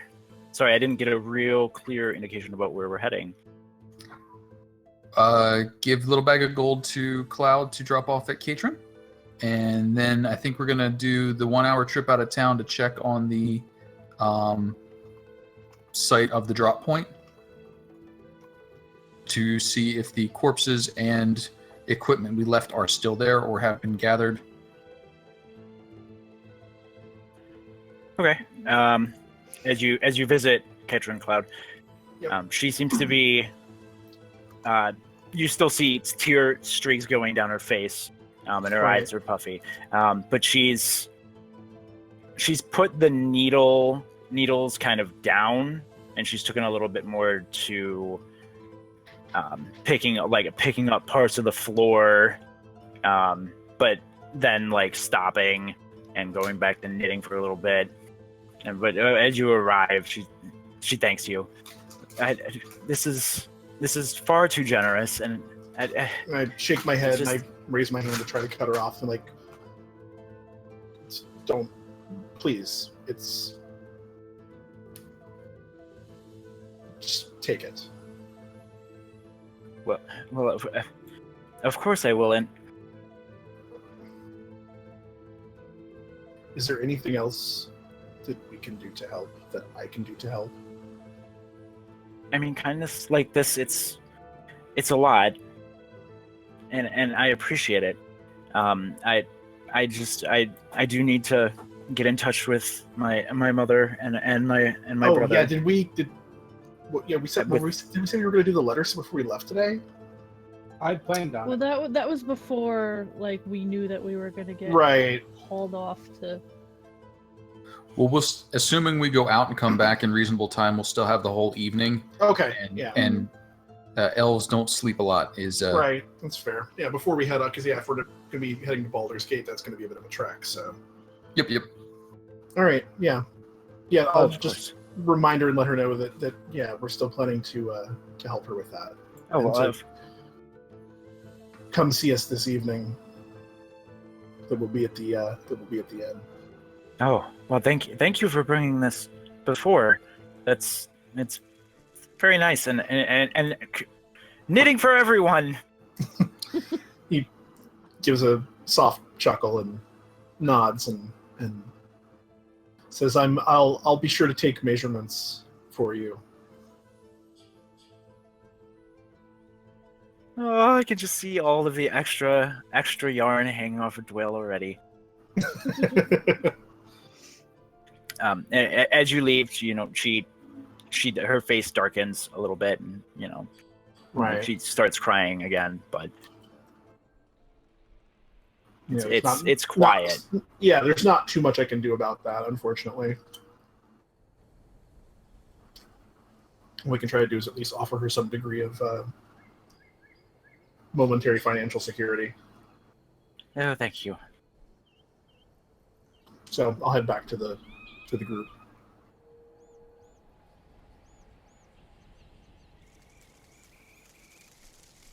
Okay. So you guys want to make the hour-long trek out of town? Mm-hmm. Yes. Sure. Cloud, do keep your ears open. Always. My head will definitely be on a swivel for this.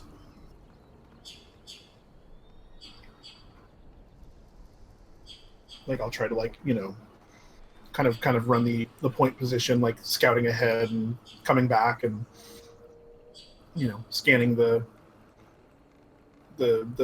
area around the path for possible ambushes, and I'll spend my part of the trip keeping my eyes peeled. Oh yeah, so you guys are gonna move carefully for the trip to the drop zone. Yes. Yep. Yeah. All right. The path of cobble wears down into the dirt road that you guys were familiar with. There's still the forestry and the trees, but the path is pretty clear. Cloud, you're in the lead. Go ahead and give me a perception check. Yep.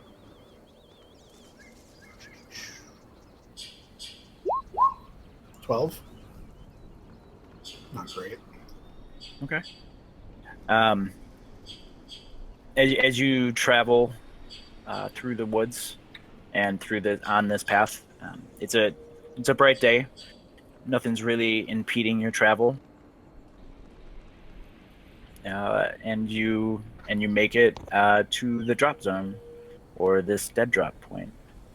You guys will be arriving on the north part of the map. And I'm not dragging you to the map here.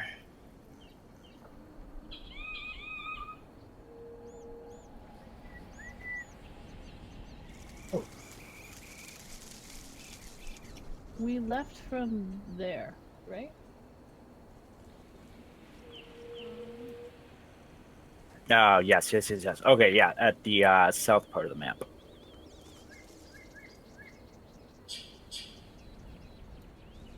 Sorry, I got confuzzled there.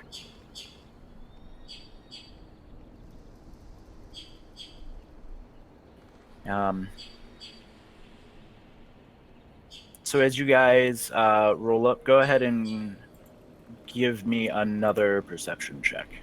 All of us? Everybody? Yeah, so you guys can see what's different and what's the same.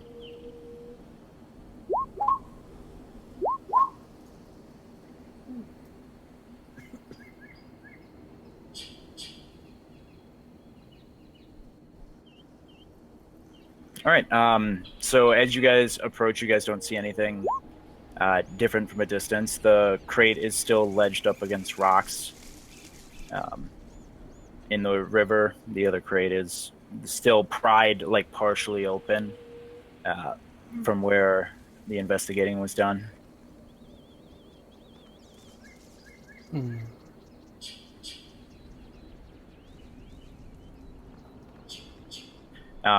You guys want to? I'm sorry. Were you guys like looking at anything in particular, or? I at least wanted to look inside the little crate because there were tools, and then there was another little box inside the crate that I thought was candles, but never really checked. Okay. Go ahead and give me a perception check as you're looking at the crate on the ground.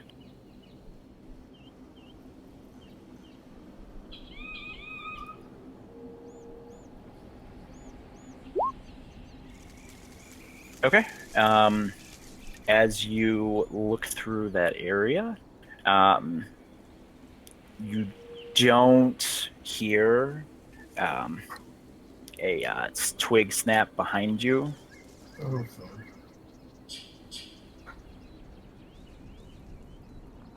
Uh-oh. As an orc that's been in these bushes goes to make a swipe at you.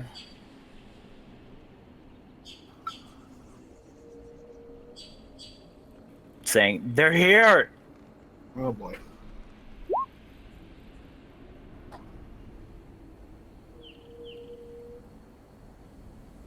In broken comment.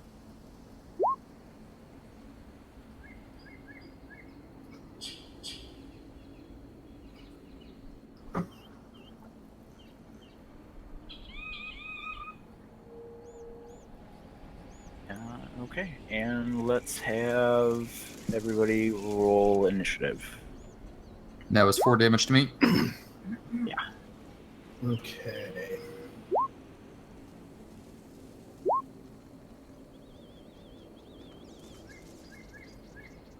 Oh, I didn't select my token. Damn it, that was a good roll, too. There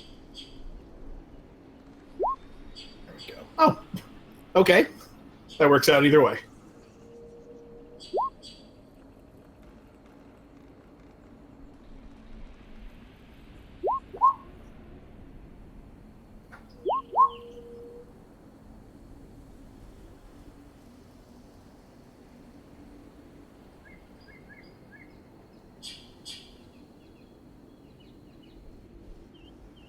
All right. Sorry. And as this orc, in a rage, takes a swipe at Dwayne.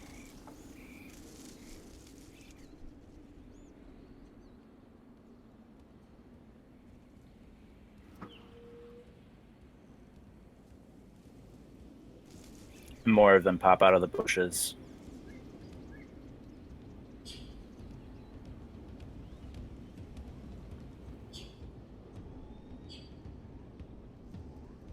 You see, and, as this one takes a slash at Dwayne, you hear, not yet. Oops. As this guy is going to take a shot at Felon. Bring Where is he? it.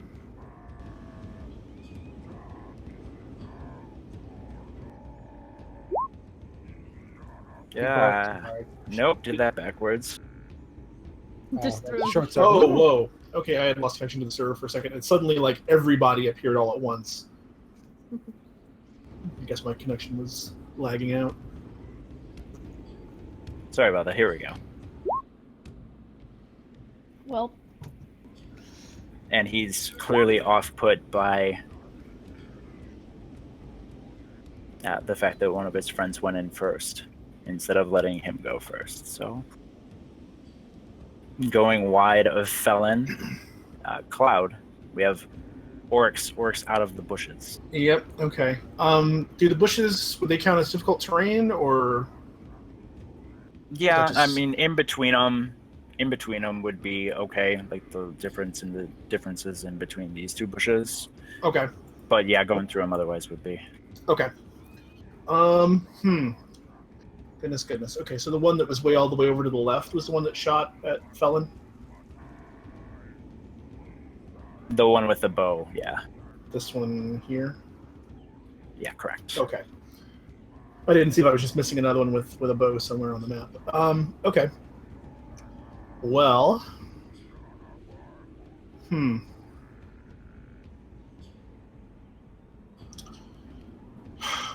we got 3 dudes in the bushes there. The other one... Oh, actually, there's one over there, too.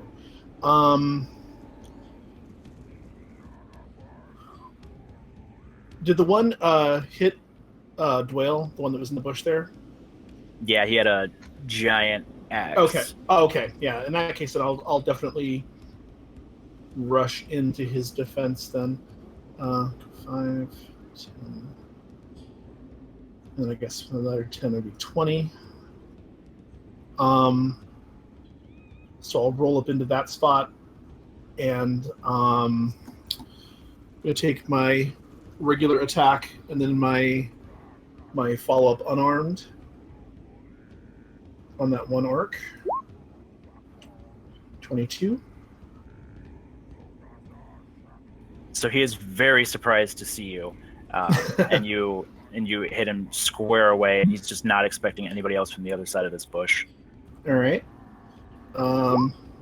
For 4 points of damage on that attack, and then the unarmed 23, which would be 5 points. Yeah, okay. You very effectively won to him, and he's staggered, but he looks even more angry. Okay. If even. There's really no good spot for me to... Yeah, I mean, hopefully Dwayne will try to disengage at some point here. 20... Yeah, that's, I guess, all I'm really going to do at this point. Then I'm not going to use the rest of my move.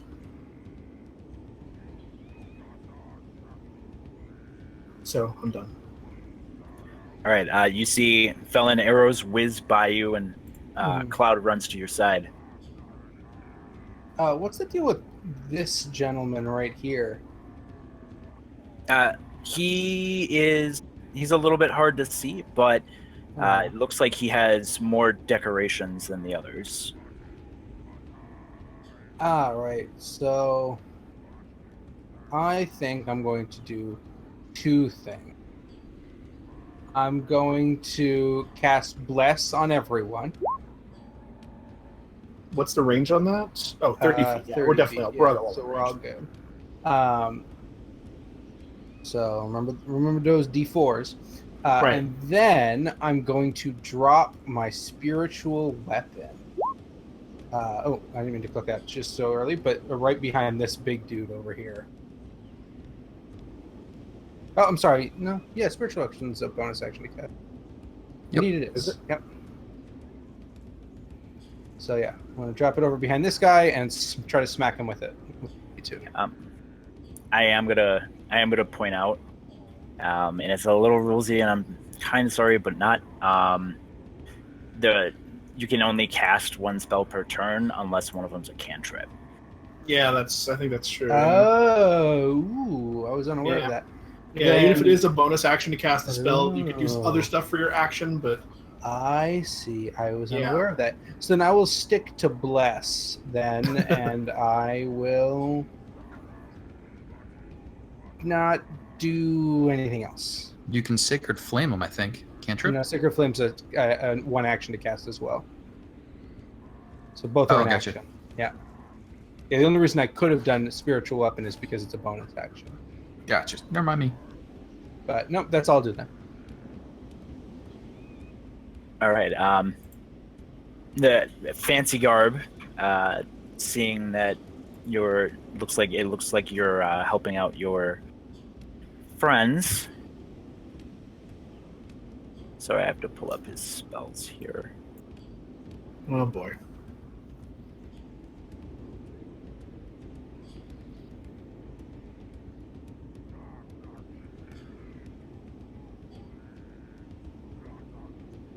He is going to cast Entangle. Uh-oh.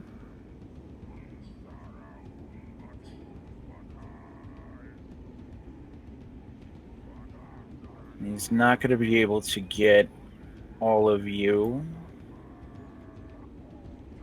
So he's just going to do a box from here to here.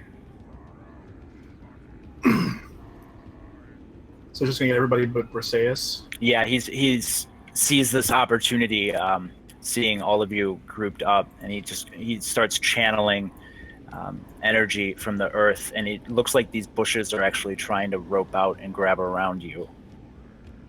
Oh, fun.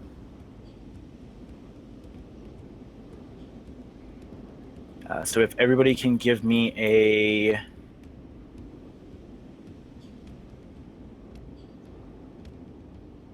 strength saving throw. No. Oh, Remember that D4.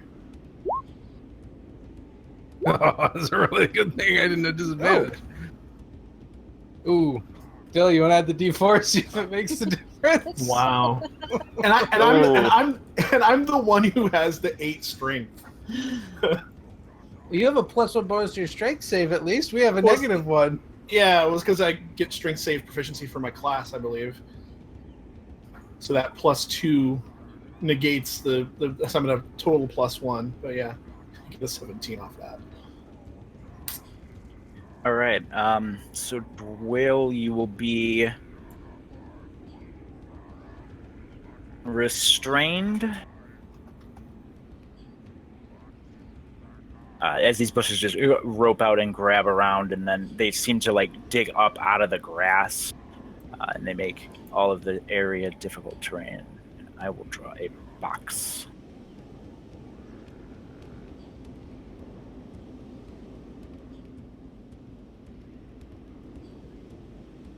Appropriately green. All right, so that whole area is difficult terrain now. Yeah. Okay. So basically, what was already there plus a few more squares. Yeah. You know, bushes don't have that much of a reach. Right. Bryce says you see the roots go all up in this area. You see Dwayne wrapped, having a bush wrapped around him.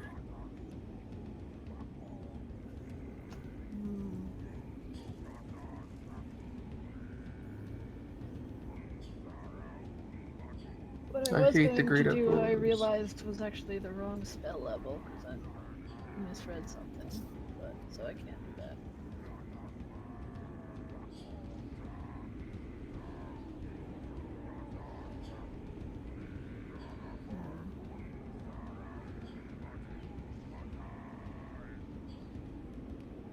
I think she's going to move to there.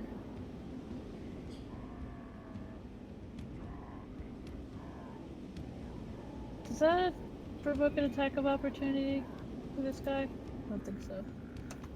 No, you're all good. Yeah, moving into the square, you're fine. Unless he had like a. So is he like entangled where like he can't cast, or is he like? To dwell? Yeah. I'm in a bad way. So she's gonna try to. She's keeping. But here's a question: with the entangled, does that only affect enemies, or did it get the other orc too? Is he caught up in it? Oh yeah. Anything in the area. Oh, anything in the area. So okay. Yes. So he's going to try. She's gonna try and kind of like grab Dwayne and then like pull him and like out in this direction just to get him out of there. So it's a strength check. Yeah, so it's going to be a strength check to bust him out. You won't be able to drag him out this round, but you can break the roots around him. Try to like get him out.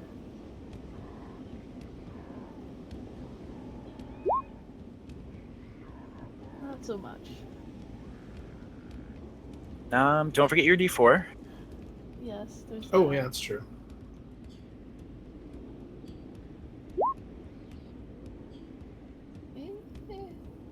And you do hack and bash your way with your shield against these bush ropes, basically, and Dwayne manages to break free. Briseis, dear, you are a useful one.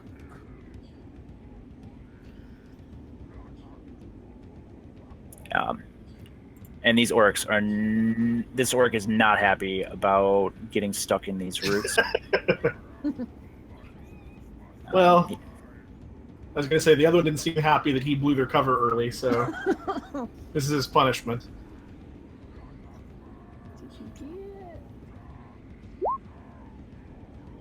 He's going to make with the great axe next to Dwayne.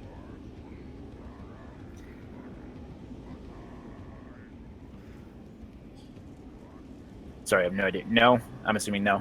No, 7, no. A 7? That's a pretty safe bet, that probably. Pretty safe with that.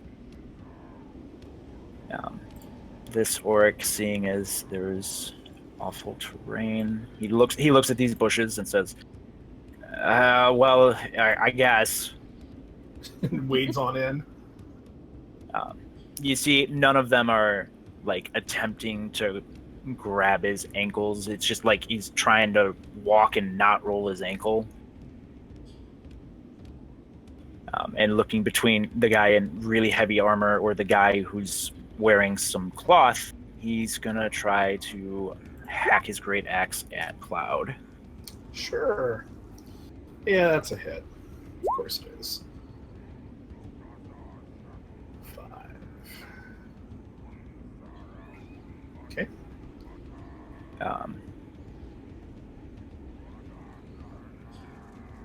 This orc is gonna close the gap, and thinking that Dwayne is still stuck by these roots and then he'll have a nice time, tries to take a swing at him, not noticing that Briseis has My God. unrooted him. Briseis can do the thing where she could shield him.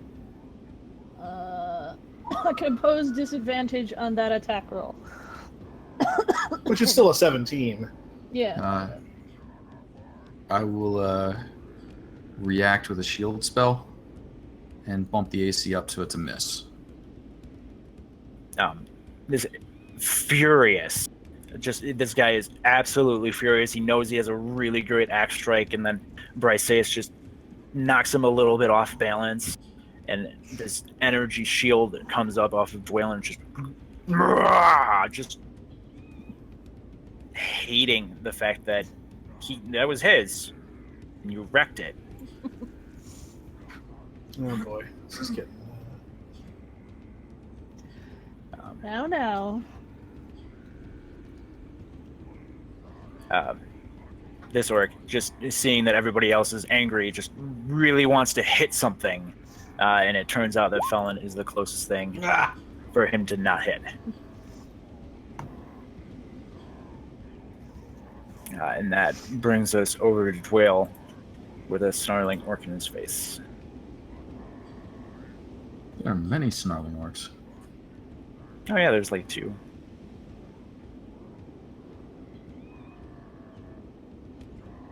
We will have casting spells a reaction, so I can only use a cantrip at this point. No, you're good. Turn reset. It's only once per turn. Like, you can still reaction if you cast a regular spell on your turn. Oh, okay. Then let's try a new toy. I will stand up and no going anywhere easy. So I will drop a flaming sphere right there and ram it into that guy.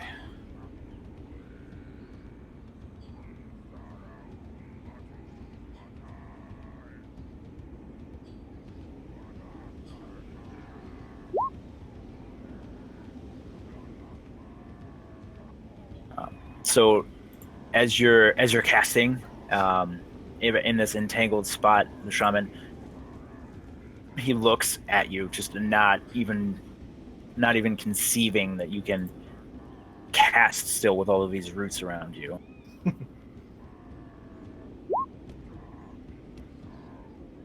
But he feels the heat behind him, and manages to move mostly out of the way, taking 3. 3. Yep. And then The sphere is still there, right? yep, sphere stays. I will leave the sphere right there between the 2. And the rule is if one of them ends up in next to it on the end of their turn, then they roll for that damage again.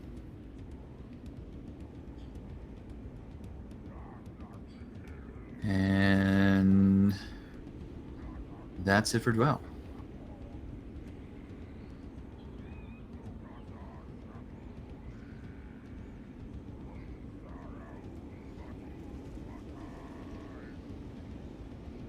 Okay. As you see him fumble, the entangle, the roots dissipate as the sphere smacks into him.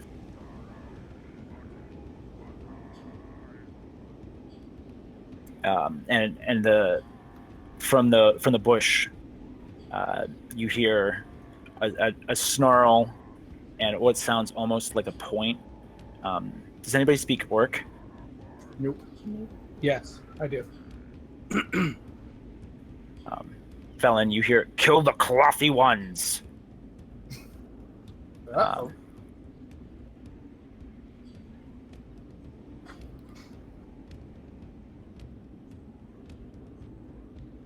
How odd they As- would take that tactic.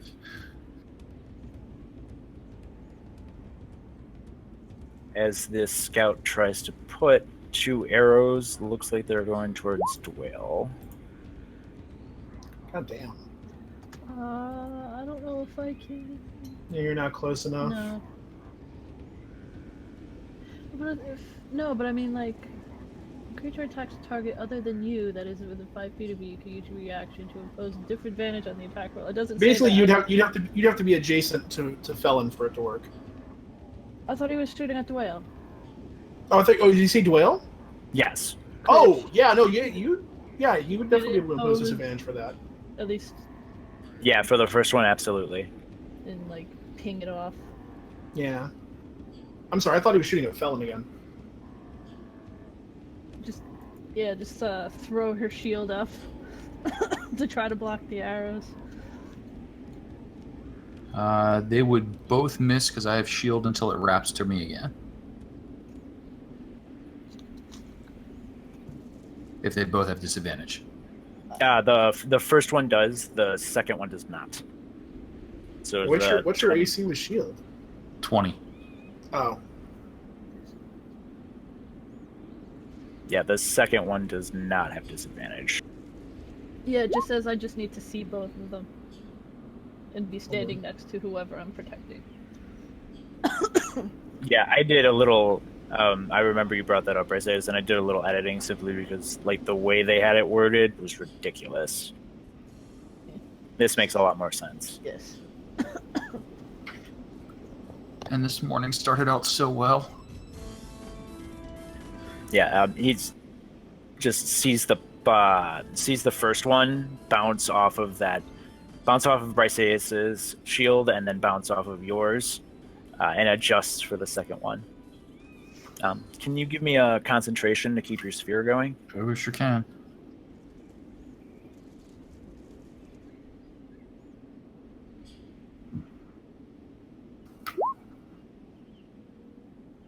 All right. 7, Cloud, as you see 2 arrows, one flies right into Dwayne, and it looks like he's focusing on something else other than the pain. What do you do? All right. In this situation, so I've been pinned in from both sides here. This is going on. We need to get these ones that are on us down as quickly as possible before trying to take out the... I mean, I need to deal with that archer, but these guys are right up in here, and they're definitely a threat to Dwayne. So I'm going to drop a key point and kick in Flurry of Blows. My first attack with the quarterstaff is going to go against the one above me, and then based on if that hits or not, we're going to see what I'm going to do with my 2 bonuses. Sure. So the quarterstaff against the one above is a 19. That'll be a hit. I was going to say I could roll that d4 for bless if I need to, but I think that's going to be a hit. 7 points of damage.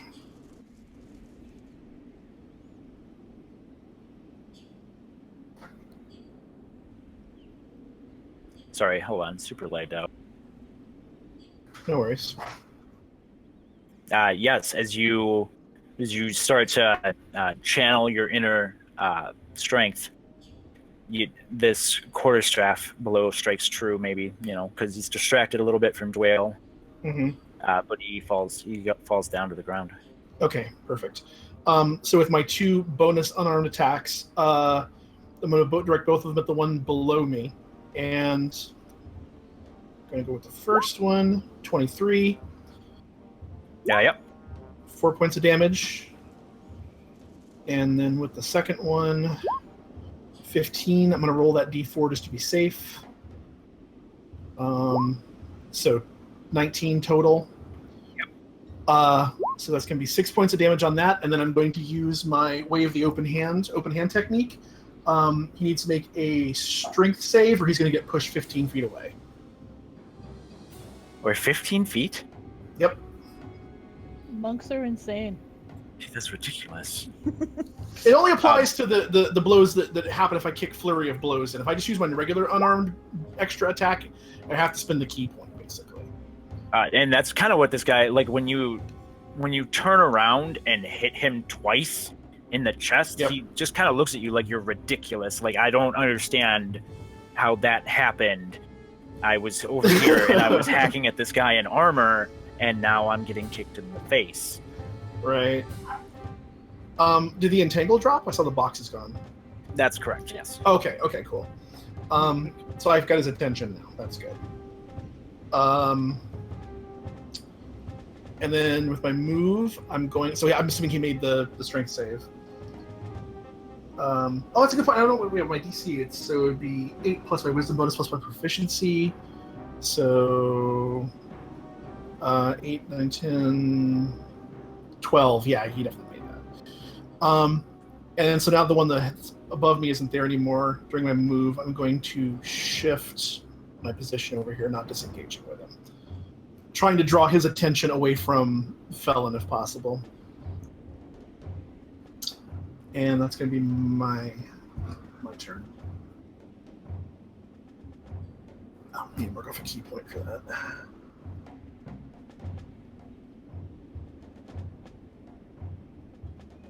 that. So 7 is trying to move around and distract those next to Felon. All right, I'm going to take advantage of it. I'm going to Sacred Flame this guy.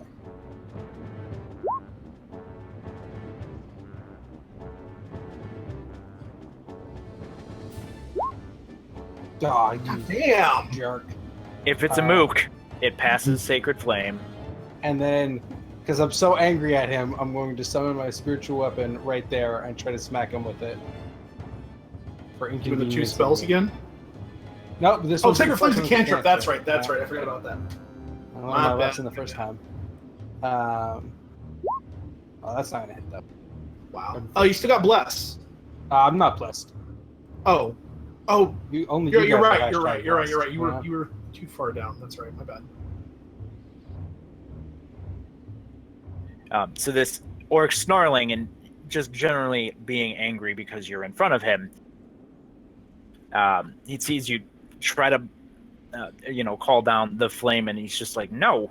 And he moves out of the way, and then you try to hit. What's your spiritual weapon look like? Is it a giant candlestick? Absolutely, it is. No, you know what I'm gonna say? It's not a candlestick. It's a big book, and then it just it starts to rap people over the head with it. That's beautiful. He must hear the womb of the force of the book moving, but he doesn't know how to read, and he's not learning anytime soon. He's been avoiding learning his whole life. Why start now?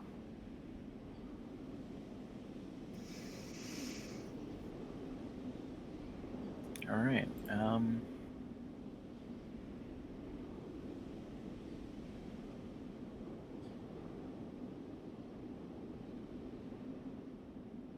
Okay. Yeah. The fully clothed and fancy guy shaman, seeing that there's a giant ball of fire next to him, and everybody's still in a bunch.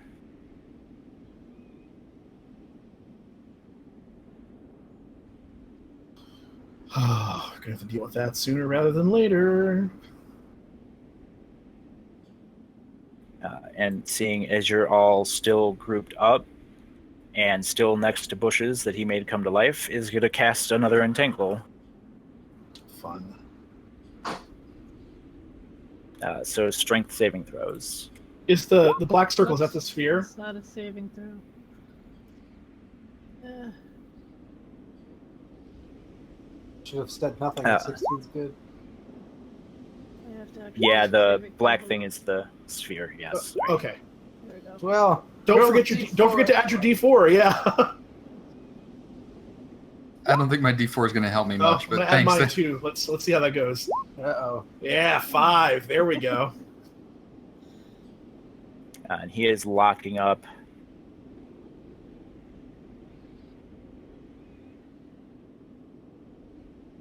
Of course. That area. So to attempt to break free, is that like an action on our turn to do that? Yeah, it's an action. It's a strength check. Okay. Did Berseus get stuck? What was Briseis is not stuck. Okay.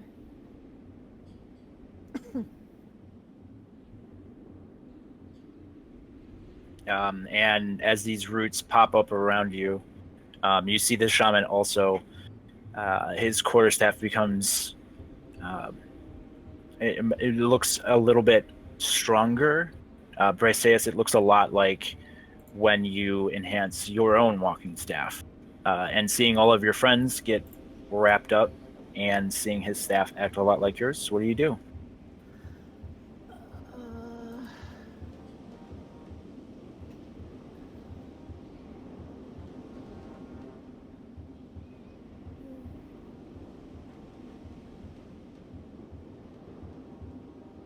She's gonna.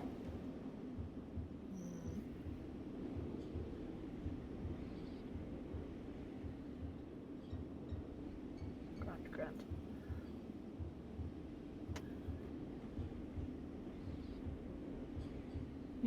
I think she's gonna try to sacred flame the shaman and try to knock the concentration out if possible. Hopefully. Is Entangle a concentration spell? Yes. Oh, okay. I thought it was. I don't know. I didn't know if it was a fire and forget or if it had a I heavy maintain. have not druided in them quite forever. Yeah, neither have I. So So Nevertheless, he is He is nimble enough to understand that you're trying to tag him with the light of Lathander, and just kind of half grunt, half laughs. Oh, the orcs need to roll strength. Yeah, I was gonna say, saves. did they save?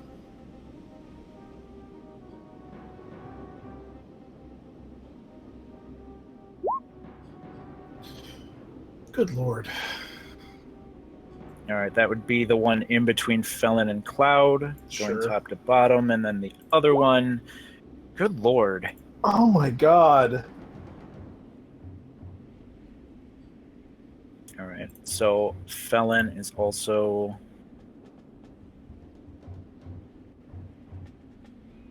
Oh, okay, for our entangles.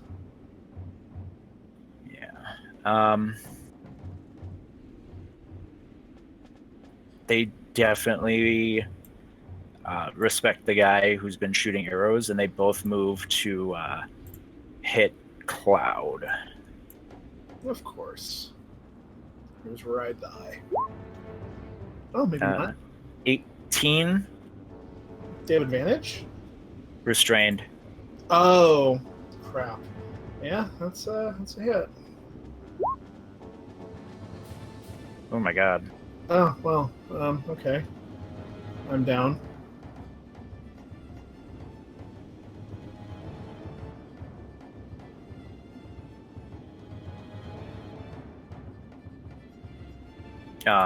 Seeing that this one fell over, it doesn't seem to change his mind at all. Like that was his boss's plan. Okay, so that's 2 death saves.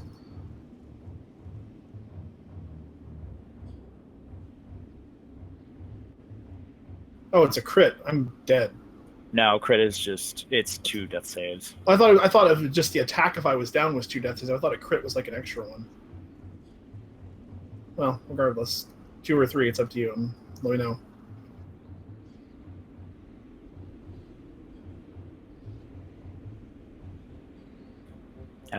Okay.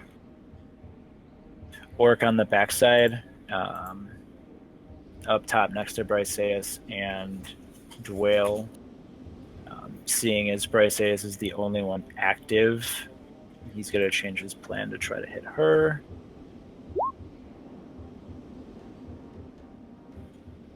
It does a 16 miss. Yes. And it clangs off of the shield. It looks like he got a little caught up on the roots. Which brings us over to Dwale. Stuck in a web, but still able to move his hands. Hey, I can move lots of things. For instance, I can move a burning sphere and bang it off some shaman I don't like as a bonus action. So, bounce that off him.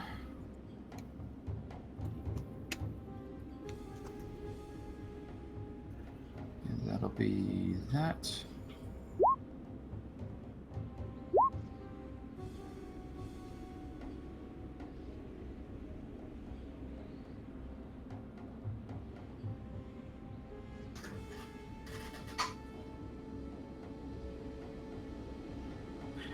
So he does avoid the brunt of your damage, and you don't see it flex. Meh. Like there's the roots seem to waver a little bit, but they hang on.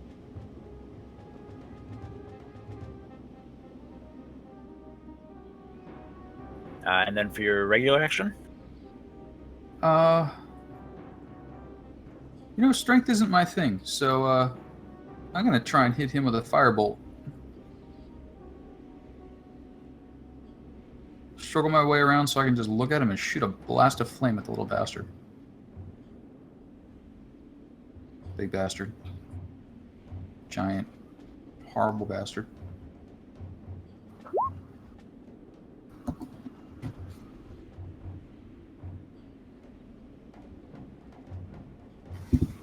as you bump into him, As your sphere bumps into him, he stumbles actually into your firebolt from avoiding the damage from the sphere.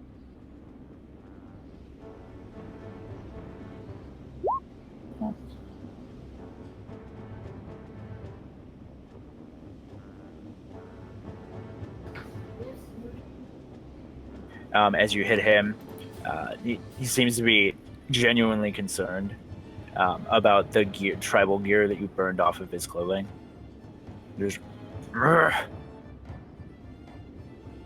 Any chance that bumps the entangle?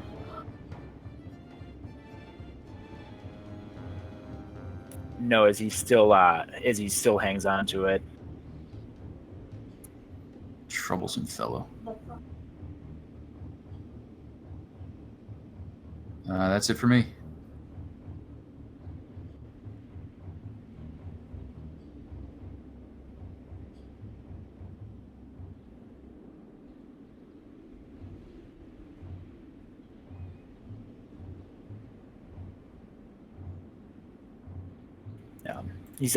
You hear from the bushes and the one armed with the bow, not the one in cloth, the ones of the cloth.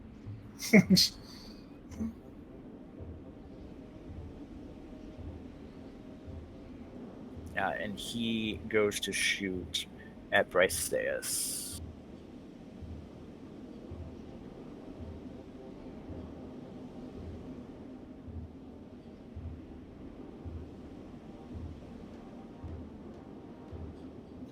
First one does hit. Just for 3. As the first one gets through the vines, the second one is just hits the bushy entanglement that's been growing.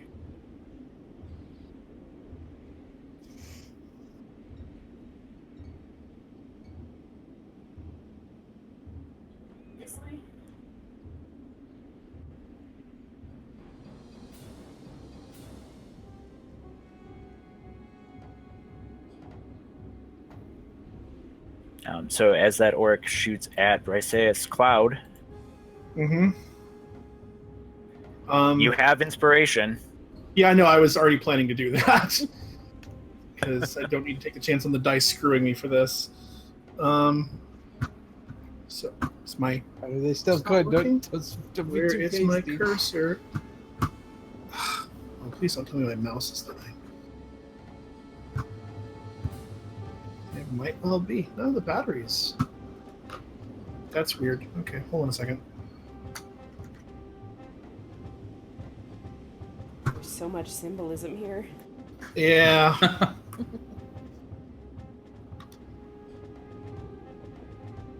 Okay, I don't know what's going on with my mouse. So to the touchpad it is. All right. So yeah, I'm gonna burn my inspiration, and I'm gonna roll that death save with advantage. So I guess it doesn't generate those automatically. So I guess I'll roll it twice. It usually doesn't. Yeah. Here we go. So it's got to be over 10, right? Or is it 11? Yeah. Yeah, it's over 10. All right, so that's 1 success.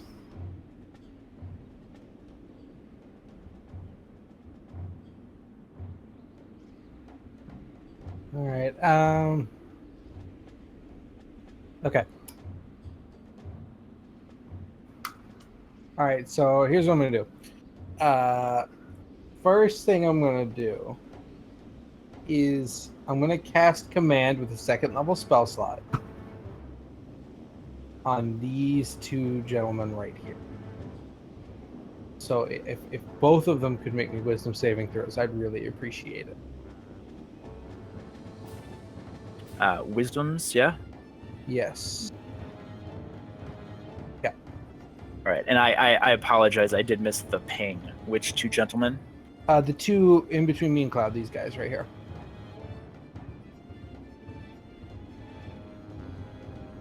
There we go. That's definitive. Oh my god. When Finally. orcs fail, they fail hard. Okay, so I am going to command them to flee. Okay. Fastest available. Yeah.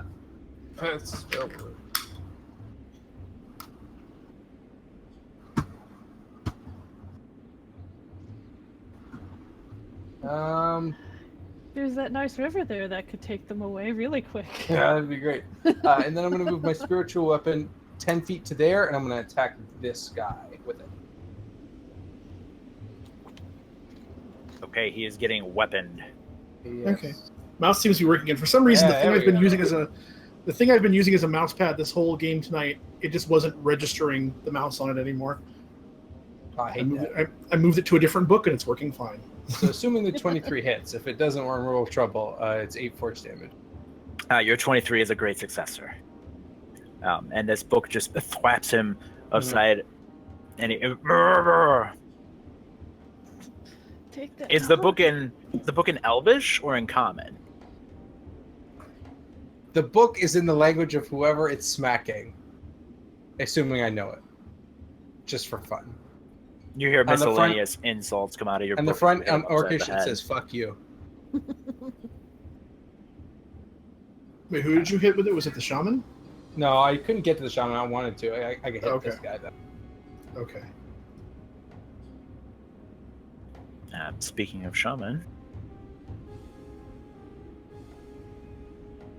he's very satisfied with the way that you guys all seem to still be together.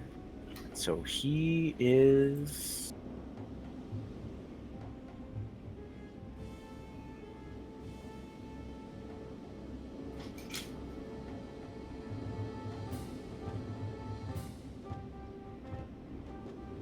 he's just gonna throw a produce flame at Felon.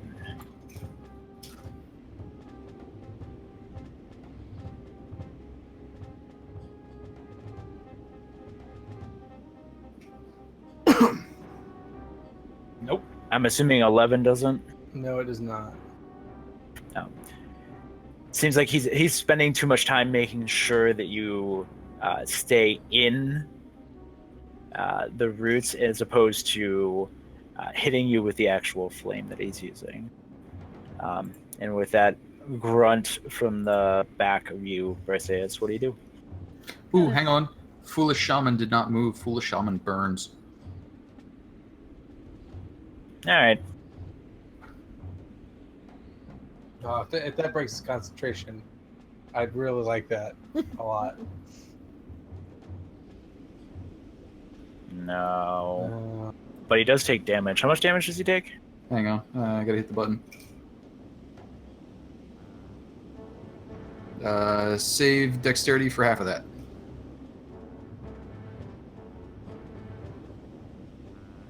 Oh yeah. So he only takes 4. So he's just standing there, and then the sphere kind of like nudges toward him, like, "Hey," and he's like, "Rrr, rrr, rrr." And on this turn, I didn't get to go Oh yeah, Briseus. No, come back to Briseus. where did you go? to the bottom. You skipped me.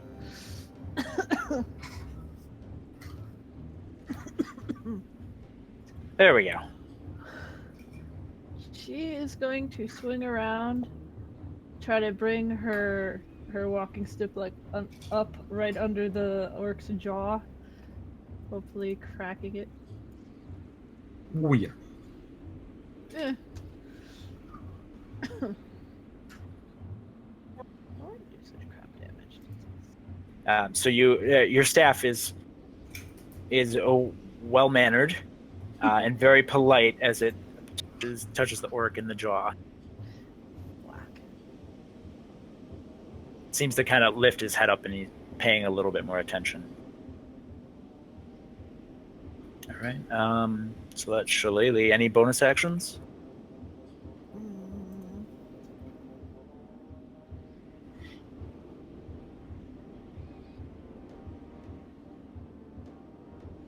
No, what I do is a full action. No bonus actions right now. Okay.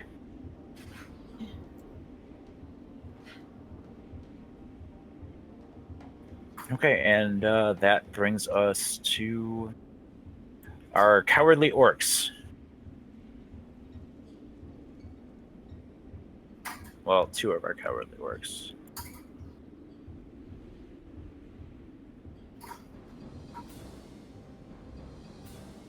All right, so this guy is going to dash and run. He's not visible, but he is 60 feet. We'll say that this is 60 feet away. Cool. Because I can't accommodate for stealth enough. And then this guy is going to move.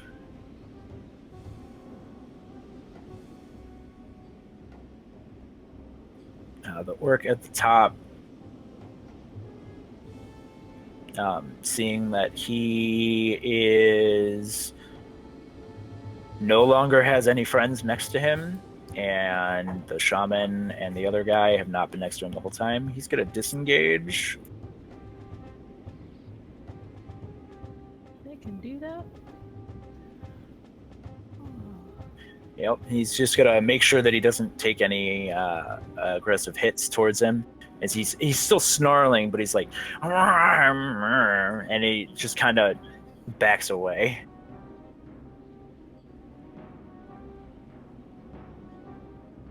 Dwayne. We'll take the bonus action and bump the shaman.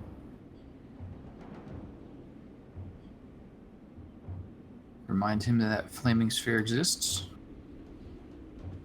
Fired hot.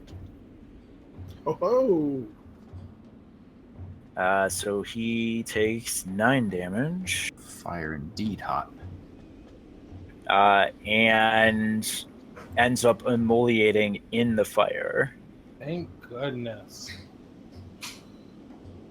Okay, then for movement, quick crawl, scramble over to Cloud. And for the action, patch, heal, stabilize, medicine, help.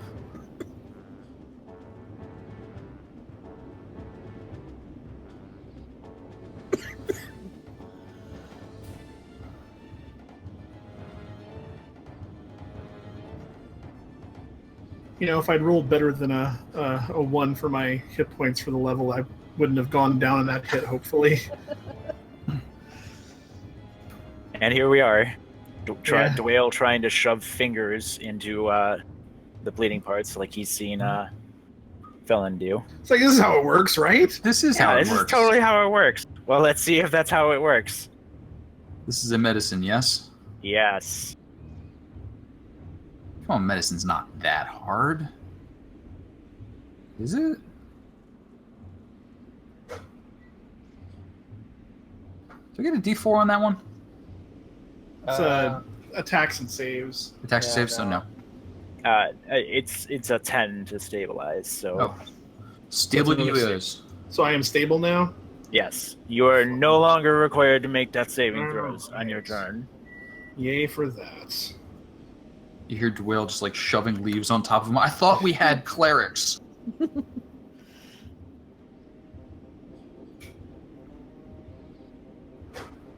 Perfect. Fortunately, you gotta actually shove fingers in wounds to fix them. No, you need to fix it properly.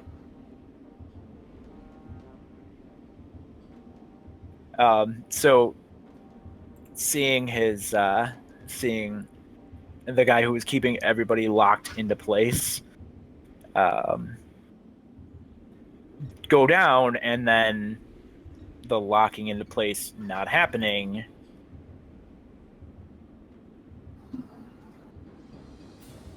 this guy's gonna book it and then take 2 shots at Felon, who's the only one in plain sight, because Cloud's literally laying down in a bush, and the other 2 are very well hidden. Bring it. Yeah, this guy has not been doing well against you today anyway. Bring it! So I thought. Couldn't bring it hard enough. It's scowling.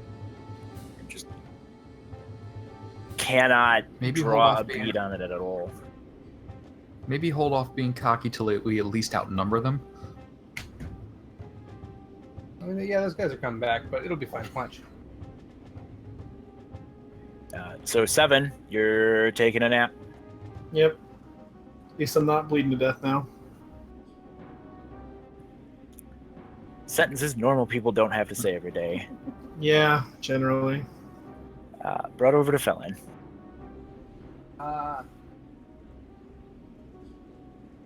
Any damage on.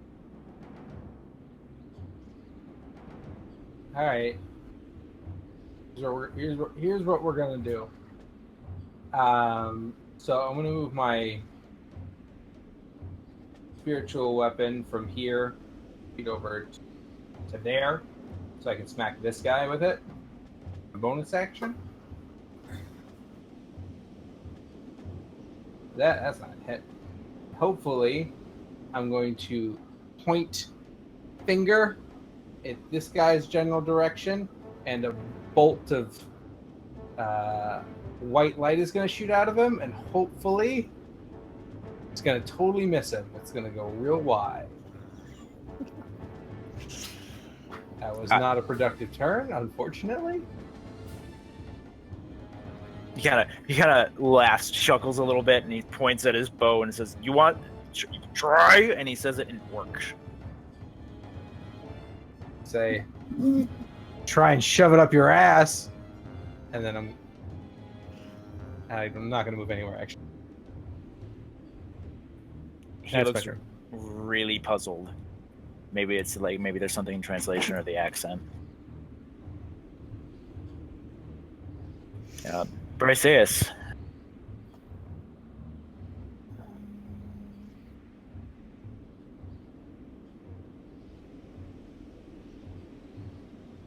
So this is difficult here? Yeah, that is. This is not.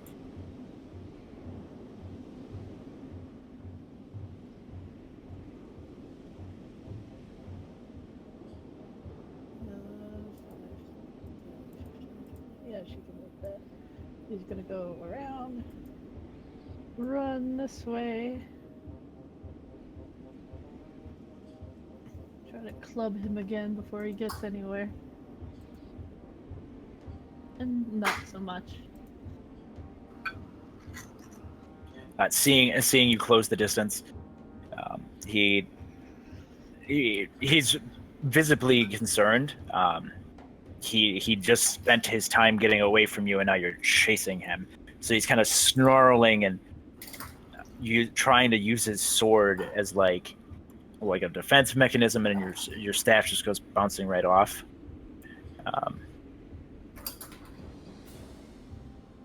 And seeing that you still close the gap, like he doesn't think that there's anywhere else to go without you having a chance to take him out. So he's bringing the axe down. So she is going to, in response, just look at him and call him a disgusting bastard, and maybe hurt his feelings slightly. It's like, well, yeah, after everything else, like, that hurts. Like, that hurts! It's just his back. If he has wisdom enough. Yeah, I thought that was a action, not a reaction. It's a reaction.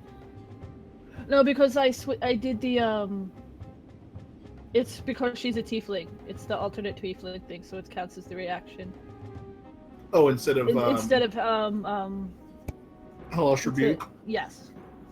So she's pretty much going like, "You bitch," and like hurts his feelings, and it actually hurts slightly, maybe a little. Okay. What was it? Sword Coast Guide, I think that was in. Mm-hmm. I believe so. Oh well. No. He maybe these orcs are speaking from a different region. But it doesn't seem to translate. And you see the two orcs return, and they kind of return on this side of the 60 feet. And they were next to you guys, so that would have put them right about here. Actually, that's a little bit too far.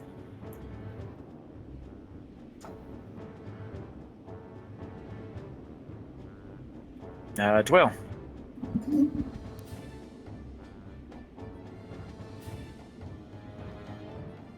You see the two orcs return, but not immediately engage in close combat.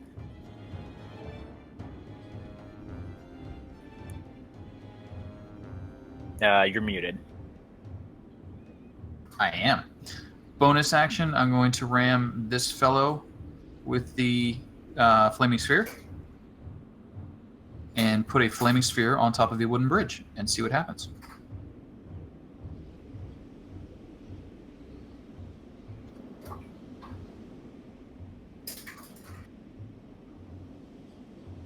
All right, well, he's going to take half of whatever.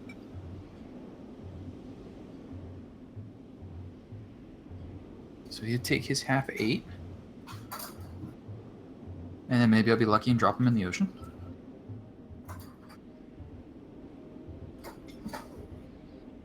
And then...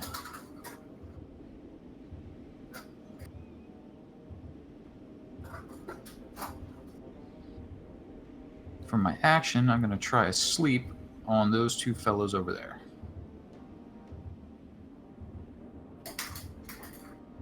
Yeah, you see them running up and they're super tired. They've been sprinting for the last 12 seconds.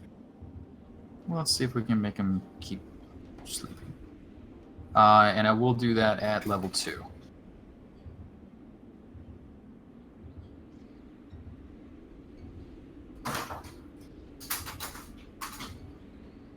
Yeah, both of them fall asleep.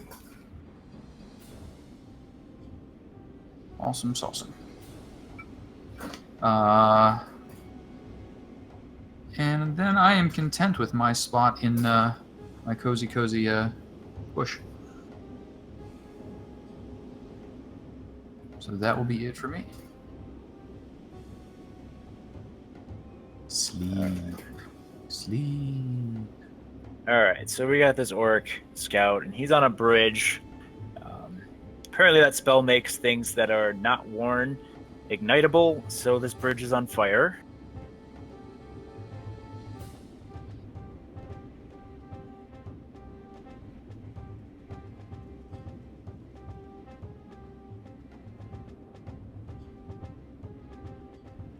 And the bridge actually does go out this turn.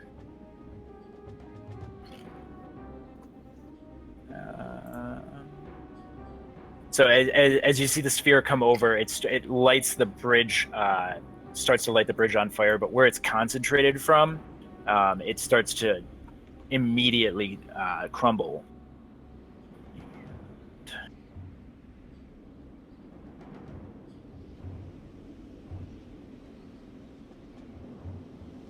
The scout manages to hop to the other side, but he looks really worse for the wear.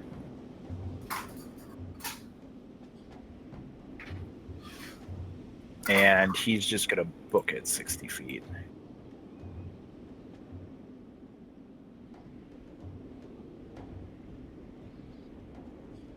He's still in view.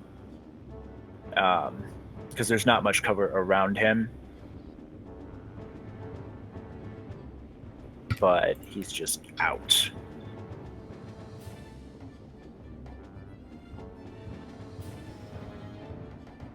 Felon, you kind of see out of the corner of your eye, you see the bridge start to go up in flames. What do you do? I don't really edge so much. Sorry, I must have missed it. What happened to Baldur? Baldur was on the bridge, Uh-huh. and then the flaming sphere started to burn the bridge, and he hopped to the other side. Oh, okay. But he Oh, yeah, looked I see like the he was top. half charred. Okay. So first I'm going to do my spiritual weapon is right by this dude, so I'm going to try to smack him with it. You're going to not succeed. And then I don't want to set these guys off, so I'm going to sacred flame this guy as well.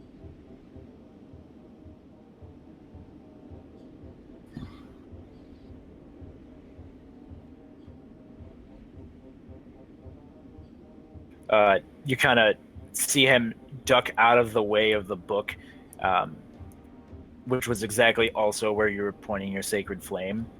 And he looks at the book cover and says, "Oh, funny, huh?" Sure. In Briseis, you see a near-missed book and a near-missed bolt of light next to this work.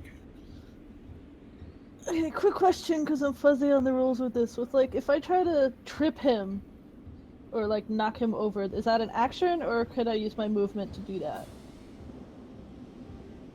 It's an action. Okay. It's like an opposed strength check. Okay. I think she's just gonna keep hitting him.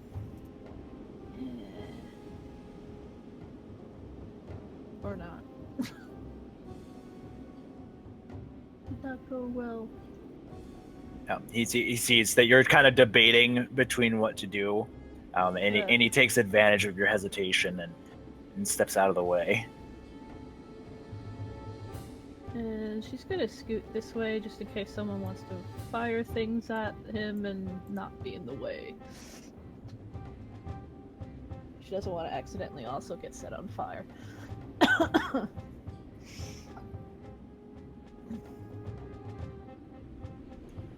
Okay.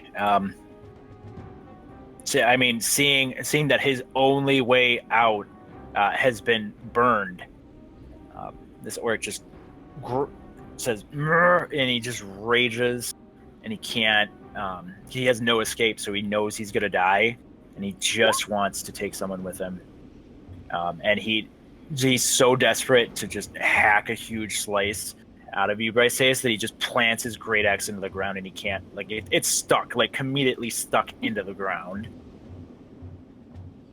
That takes us to Dwayne. So I will lean up a little bit, sight along my staff, and shoot a bolt off into the distance and see if I can plink that fellow who's running away.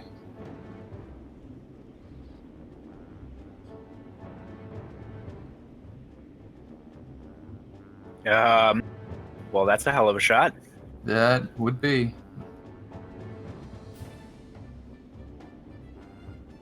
Okay, and no cover, and no range disadvantage. Okay. It connects with him. How do you do this? Sighted straight down along, firebolt just fires off. It just tracks straight at him and right in the back as he's running.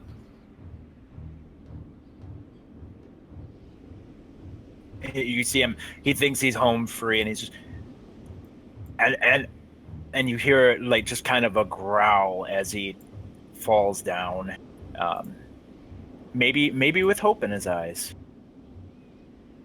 You'll never know. Sorry, hold on. I just close that. All right, and that was cantrip, and that was attack, and that was Sphere. Sphere can actually jump. So Sphere will jump, come on over here as a bonus action. So it'll make the jump, and then it will slam into him. And Sphere. Come on, Sphere, don't let me down.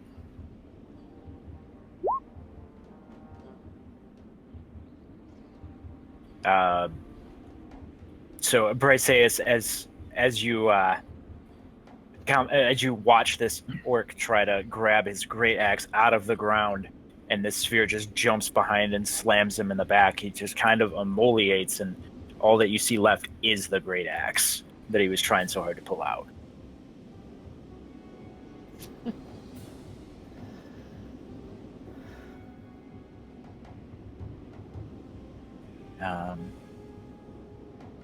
Okay, sleep lasts, what, a minute? We did this last time? Yep. Alright, this guy's super dead.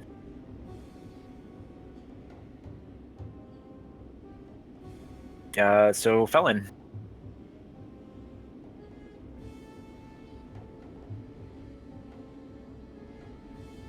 And yes, you are muted. Well, luckily I hadn't said anything yet. Do we want to try to keep these guys alive? I mean, orcs aren't smart, but we might be able to learn a little bit about what they're doing here. Do we have anything better to bind them with this time? The kobolds got out last time. Right. The kobolds got out when we left them alone. As we're talking, the sphere is making its way down and around and behind them, and is going to end up waiting, like, there. Well, fine. Let's kill one of them, and then we can. If the other one, we'll try to take the other one alive, and if he causes issues, then we can just kill him. He's just one, right? Seems reasonable. All right. So I'm gonna move my spiritual weapon 15 feet to there. Smack him with it. The one on the left, I figure. So, Dwell trying to time everything at the same time, so the sphere moves up and bumps. He sends a firebolt as he's smacking with the spiritual weapon. Try and just destroy the thing while it's down. Okay, both of you roll.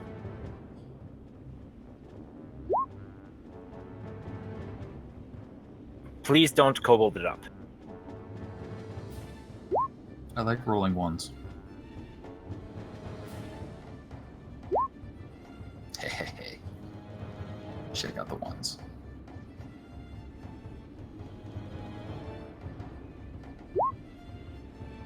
Okay. Yeah, that one. That one dies so hard he's deleted. And you have one sleeping orc. Excellent.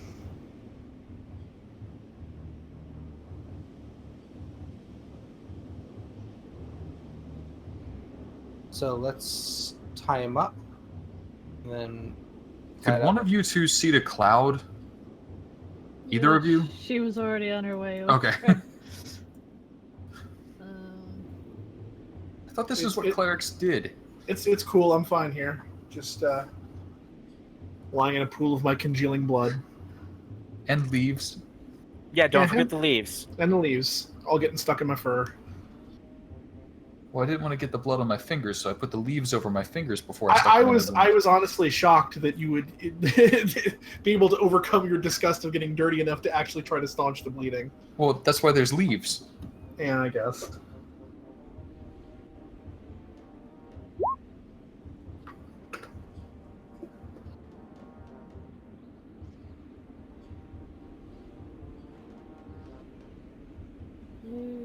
There you go. Oh, Hit points for you. I don't know why there's two. I don't know. It says higher level cast. Did you spend a higher level spell slot to do it? Yeah, I went for.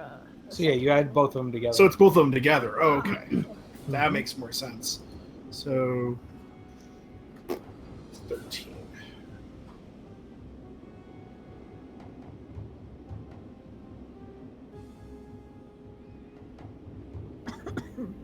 This shirt did not even last the morning.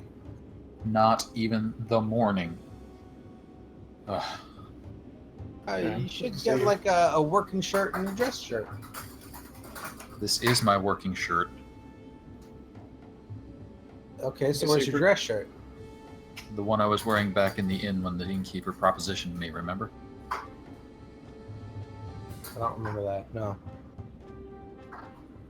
So I was going to say, like, Briseis, hits Cloud with the healing, and his eyes snap open, sits up, looks around, takes in this scene, burning bridge falling into the river, dead bodies everywhere. He just kind of sighs and just falls back.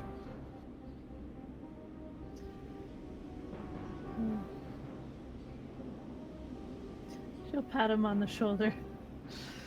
Didn't miss a whole lot. Seems you did just fine without me. I'll just rest here. You don't want to help interrogate this one? And I point to the orc who's now tied up on the ground. Briseis will smile at Cloud. We could be scary at it.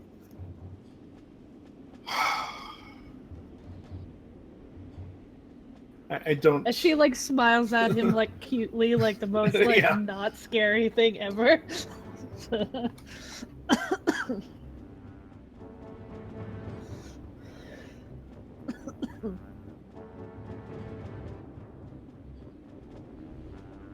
Okay, so I'm going to take us out of initiative here, so you don't have anything to be worried about there.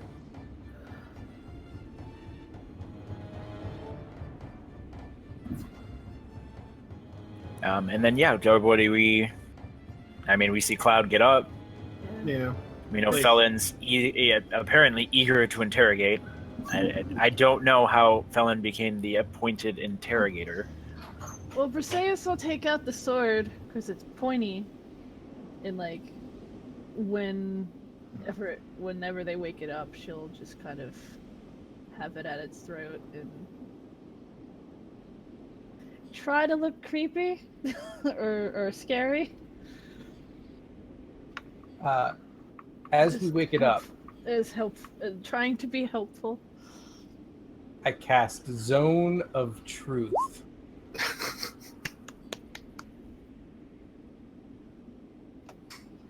Thank you, Roll. You're welcome. Okay. Where are you casting this so that it envelops all of you? Around. Ooh, that's a good point. We'll place it like right. So he's on like the edge. He's on the edge of it. I think. Yeah, mechanically sure. You got it. Just so we can talk to him, but we don't have to only tell the truth.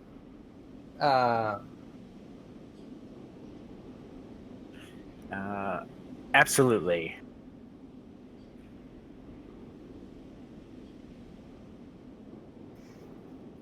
All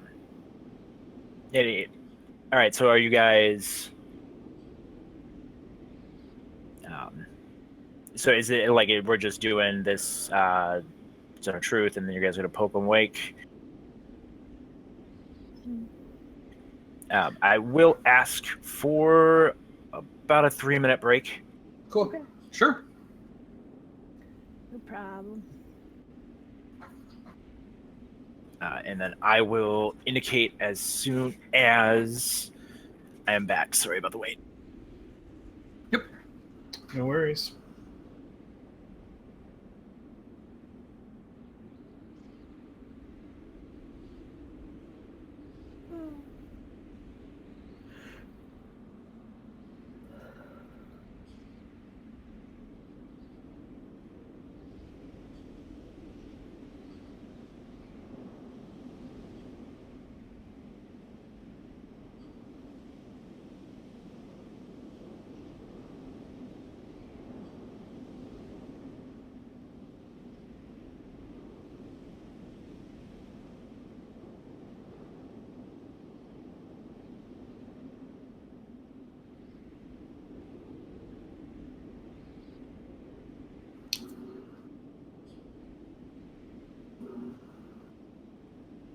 Everybody's being very quiet. I'm sorry. That's okay. Just looking at the stream, it looks like they've got us on a be right back screen, so I assume we can talk.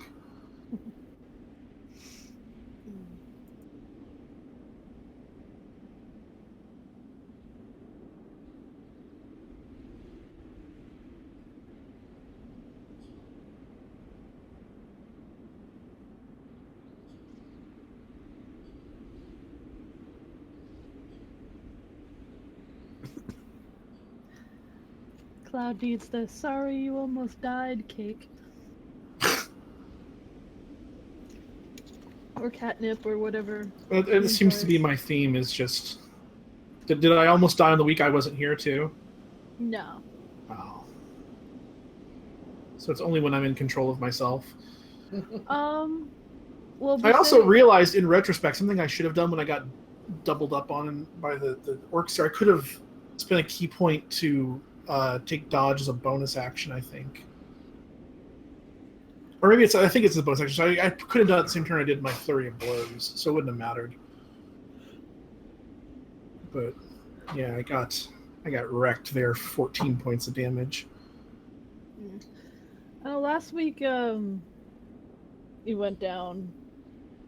Oh, I did. Well, like your hit points went pretty far down, but I didn't actually drop though. Briseis healed him. Do you want to drop like once a week? Like well, I was wondering. It seems to be a theme. That's why I was saying. Well, no, I didn't. Wait, did I drop the first week? Well, No. well, this was intended to be an 8-week set, so you're a cat once per week. You'll be fine. You got one left. Yeah, I just got to make it through the whole set of things without at least one remaining.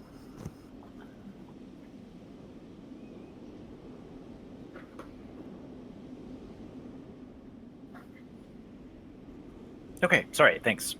No worries. As you... Are we prodding this orc awake? Yeah, Briseis can poke him.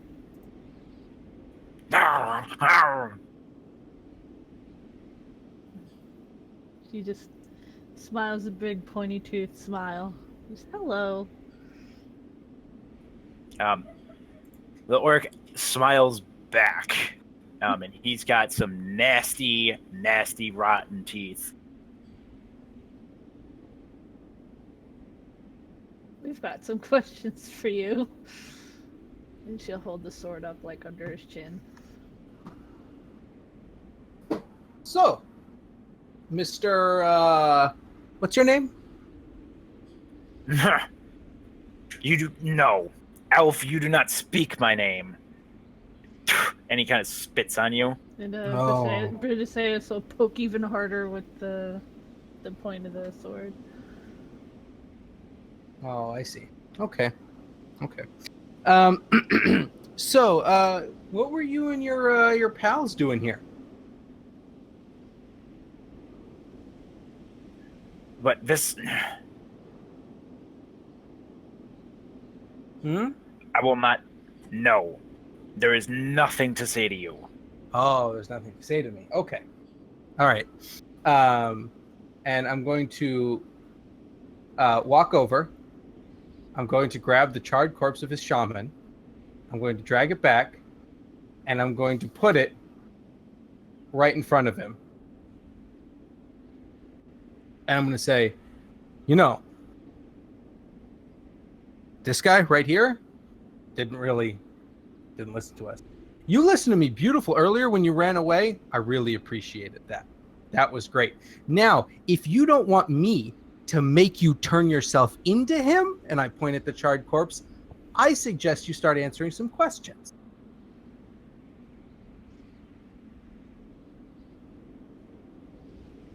There's nothing to say to you. We should have burned all of you out of High Forest. Hey, Briseis, could you stab him real fast? Just a little bit. Just a little friendly stab.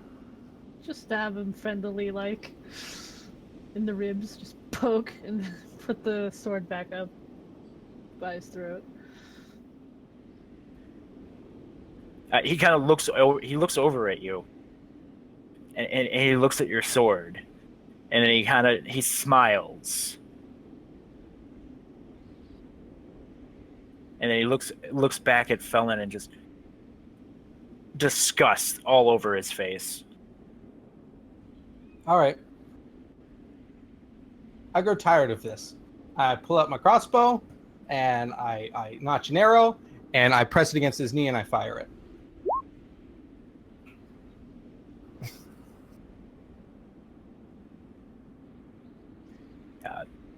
Like he howls in pain and fury and in rage, but he still looks at you. No, and it's hard to see like what he has on his face, but it just looks like anger. So, you have several more limbs. So what were you doing here?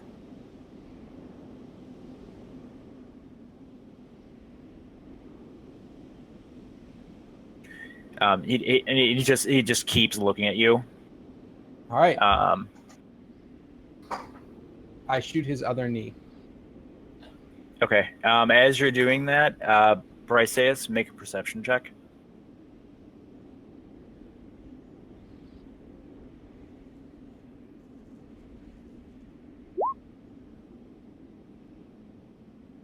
Okay. You see the orc starting to like lunge into your blade. She'll pull it back out of the way.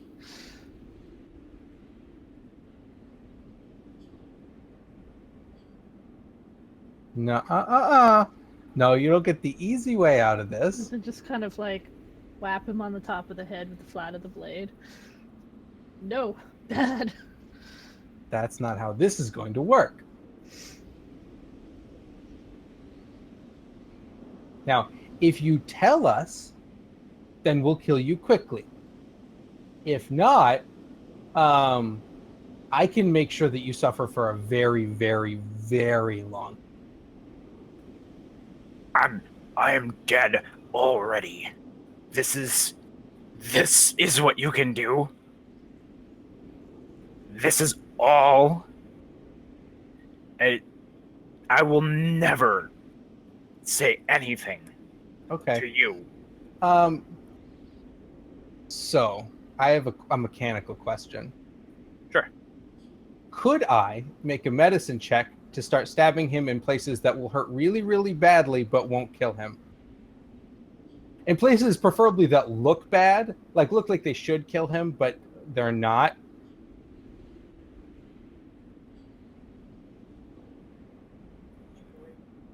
I mean, yeah, sure. That would be a medicine check, absolutely. There we go. So he is howling in pain. It's Cloud. It's actually starting to hurt your ears a little bit. Okay. I was gonna say I'm reaching the point where Cloud's about a couple of inches from driving his claws underneath this orc's nail beds, but I was gonna say if that happens, if he's screaming, I'll take my staff and just bat him across the throat so he can't yell. We do need him to speak. Oh, do keep in mind there may be more of them not far away. Well, getting him to shut up serves a dual purpose. Good.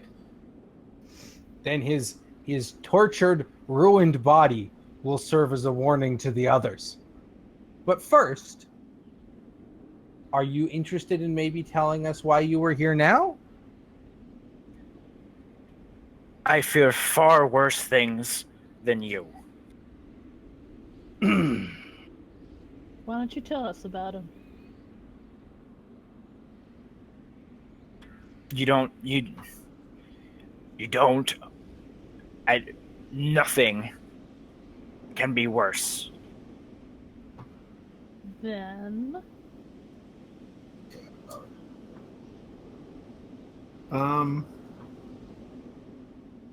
Oh, never mind.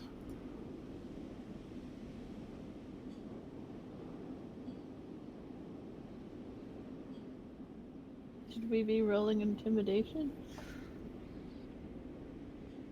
I don't know the problem. I think the issue is this not being a strategy he will respond to.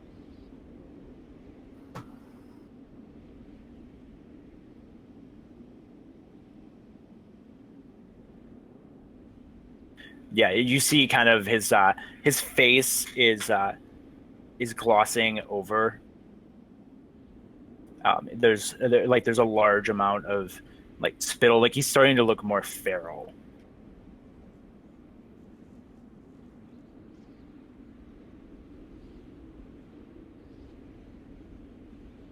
Do orcs normally do that?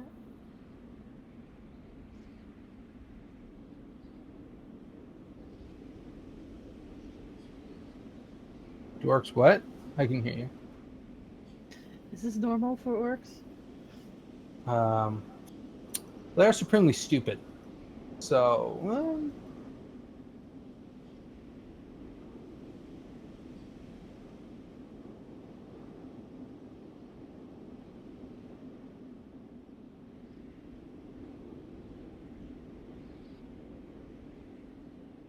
Look, I don't know that we're going to gain anything from him. So could I just kill him?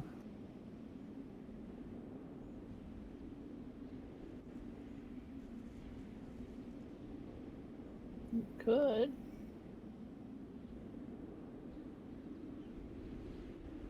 I mean, this is where it kind of he starts snapping, at particularly at you, Felon.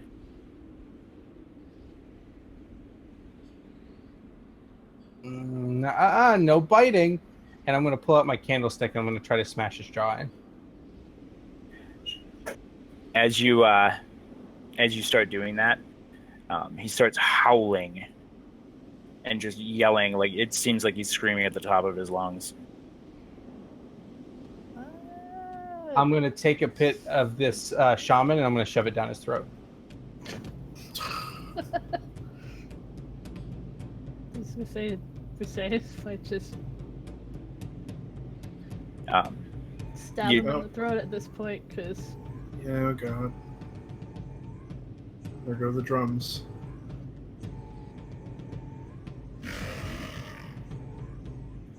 Yeah, and you do, yeah, like it kind of, not in response to his scream, but right about afterwards, you do start to hear very faint sounds of drums. But still... can I try to see if I can tell which way they're coming from? It seems to be like the exact same way that you were coming from before, or that they came from before the last time you were here. So, it's to the north. Right.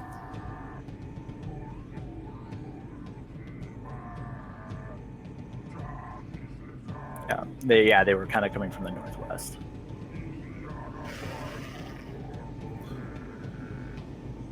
Yeah, if it seems that anybody else does or doesn't hear them, I'll definitely point this out. That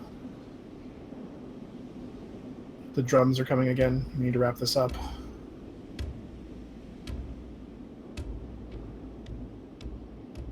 It's a wonder they haven't attacked yet. All right. That's what they do. Then let's do this quick. I just need to do one thing. And Felon pulls out a piece of paper, and you stabbed this orc, right? He's dead. Mm-hmm. Okay, so then I pull out a dagger and I make like a big cut down his chest to get a bunch of blood, and then I write something in Orcish on the piece of paper, and then I use a crossbow bolt to stab it into this guy's forehead, and then I say, "All right, I'm done," and I wipe the blood off on my body smug. It's a bit harsh. You really don't like orcs, do you? No. So what do you write? I guess, are you sharing that with others? At the moment, unless any of them speak Orcish, Felon wouldn't volunteer the information. Probably not. Cloud, Hmm. do you think you could quickly fetch the archer? Did he fall into the river, or was he on the other side? He's on the other side, but there's a hole in the bridge. Oh, yeah, I mean, I could probably just, like, leap across these rocks, I would imagine. He seemed to be in charge. If there are any commands on him, I'd like to know about it. Yeah. I'll head over to the river and try to, like, spring my way across the rocks at the far side if I can. Can you make a check for that, or...? No, you can, the stones are easy enough to skip to. All right. I'll find his body and search it over. Okay. As you get to it,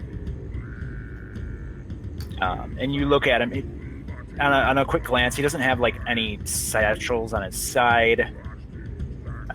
Nothing in particular on his chest, like no cloth on him. And then you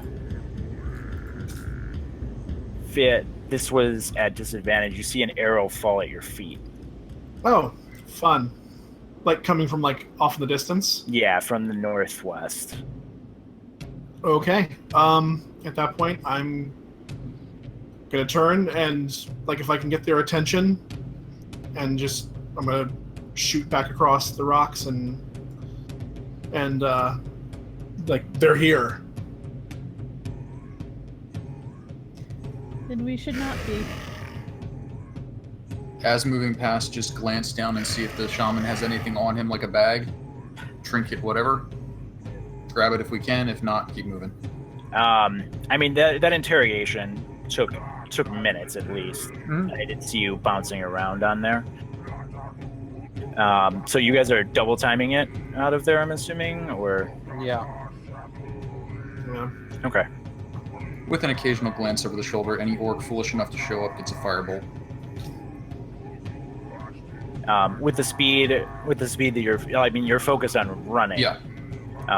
And the path up ahead does become a little bit more dense with brushry and trees, so it's very hard to see behind you. But as you're traveling, there's no visible sight of orcs.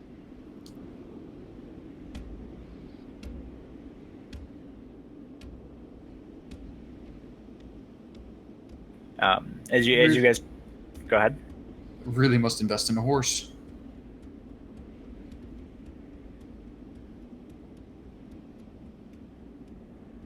So you guys headed back to Nashkel? Yep. Okay. As you go, Dwayne, the most curious thing that you saw was on the shaman. It was a very small set of hand drums.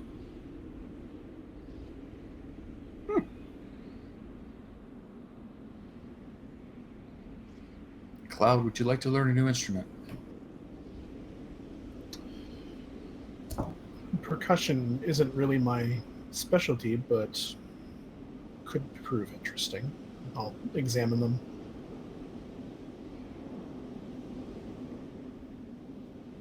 Like, is it just like a small set of drums, or is it like a replica of a set of drums? So it is just a small set. Okay. It's not like a replica or anything. I didn't know if you meant like a miniaturized, like, you know, representation of like a full size set of drums, or something small like a hand drum, like bongo-y kind of thing. Yeah, like a hand drum bongo-y type of thing. Are you like, how are you inspecting this? Are you just looking around at it? I mean, I'm just gonna like give it a complete once over first, just to see if I can kind of get, you know, any familiarity with what it is, and like a couple of exploratory like taps on it. I'm not gonna like give a full performance, but I'm just kind Your of like, first tap on it emits a very loud booming drum sound. Oh boy.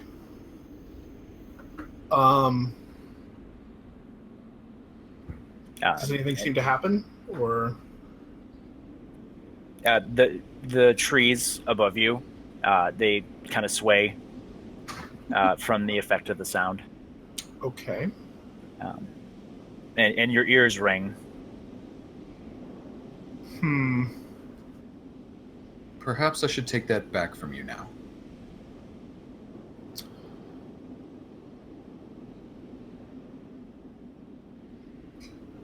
Give me a bit longer with this. As you wish. Please do not blow the roof off the inn while we're sleeping. No, I'll be fine. I'm gonna, still be kind of like poring over this thing and seeing if I can figure out any more about it. I don't have any sort of arcana or anything, but like, I feel like I would, if the party wasn't around, if we weren't running from orcs, I would try to give it like some exploratory tests, but in the situation we're in, that's probably not the smartest move. All right, so you guys are continuing on the path. You still hear the drums behind you. However, they do start to fade slightly the more you travel. Okay. Assuming you're traveling at a rushed pace. Yes. When you're about 15 minutes away from the town, you can't hear anything at all. behind you. And it only takes you like 45 minutes to get back to the town as opposed to like the 2-hour hike it normally is. But we're that close and we can still hear them though. That's a little distressing. I think he said we could not. Well, he said once we're about 15 minutes away. Yeah, at a rush pace, yeah. Right.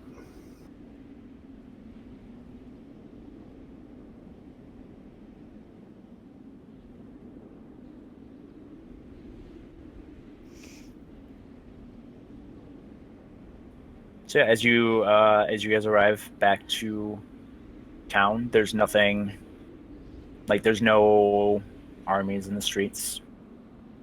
It looks like a regular old milling day.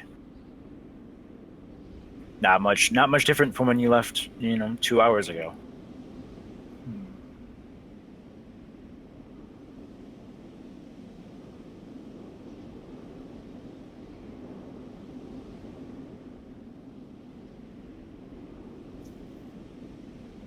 Should we tell the mayor they've gotten a lot closer?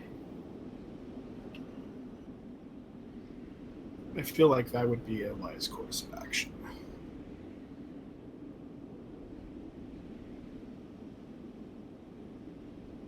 Far closer and definitely more aggressive.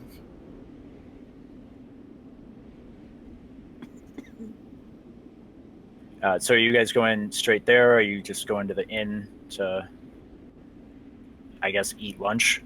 We should probably tell somebody. This is kind of an important situation that's going on.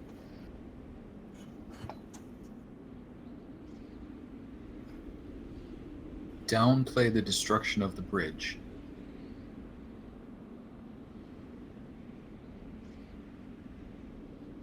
Yeah, and as you guys come back into the town, I mean, maybe I want to just check in a little bit with what's all happened today. Felon, I mean, you just butchered an orc. Mm-hmm. What do you like? What kind of reflection are you having about that?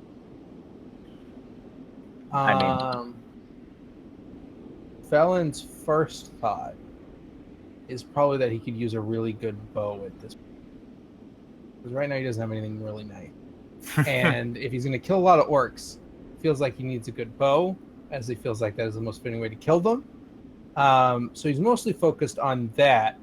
He's also not really thrilled about leaving when the orcs are seemingly so close.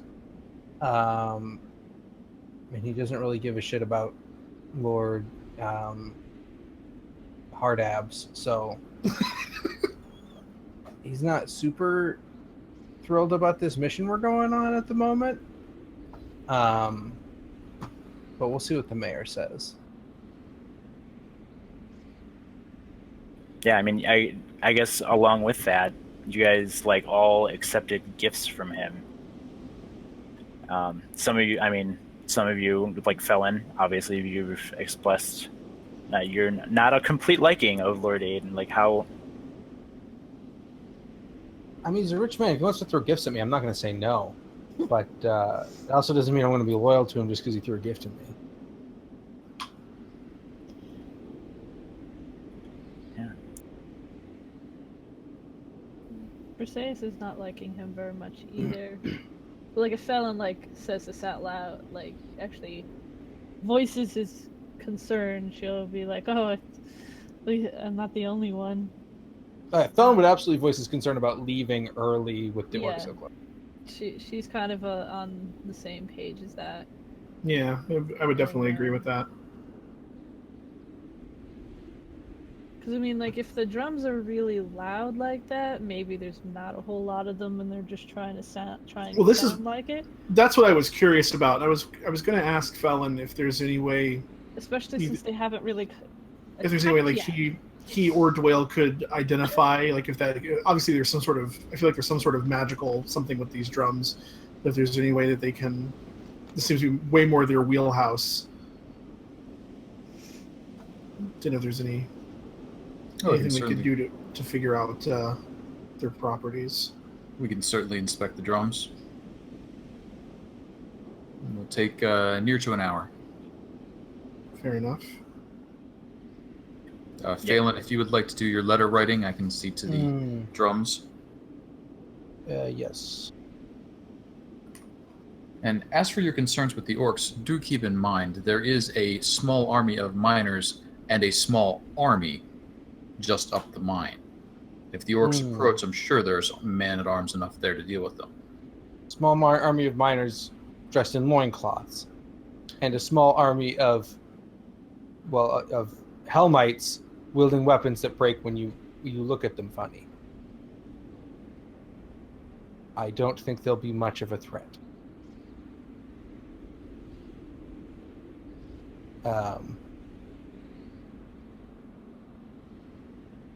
And with that, Felon would leave, looking upset.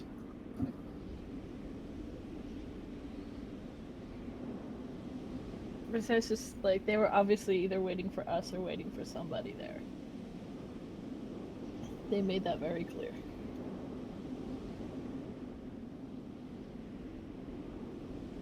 It would certainly seem so.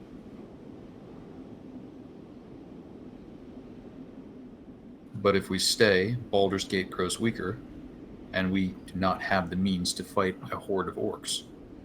If we help Baldur's Gate, they rearm, everyone can then deal with the orcs.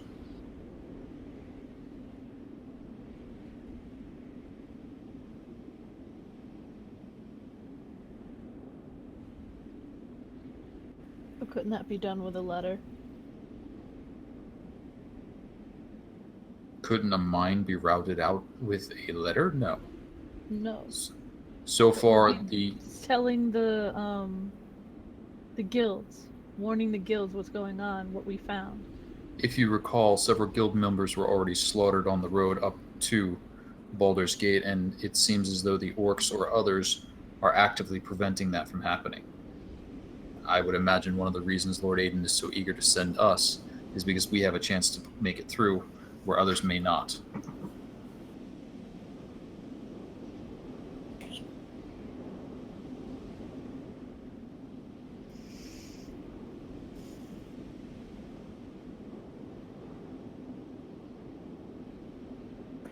As you guys are reflecting kind of on this situation and debating about like what can and can't be done right now about these orcs, Doyle does have some interesting items to showcase that he may be significant, maybe not be significant from the orcs while you guys were talking to the frenzied orc. I will post those in the board either tonight or tomorrow. I don't have them all typed up yet. Okay. And I think that is a good of point as any to wrap up for the night. Okay.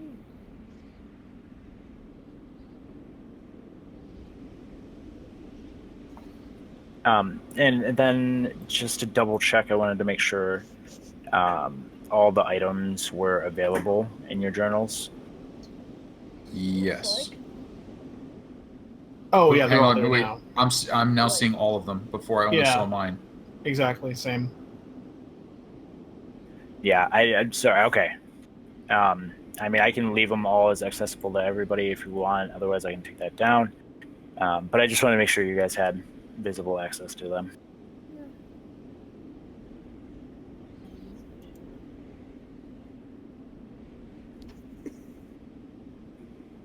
But yeah.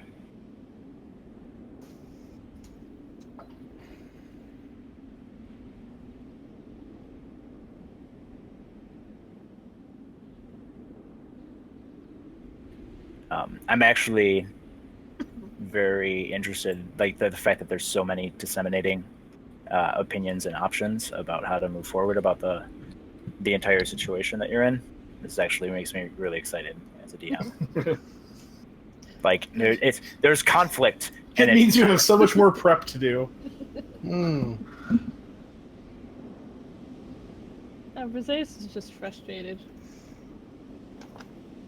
I mean, it's a little bit more prep, but The real world has so many options and things going on outside of a temple.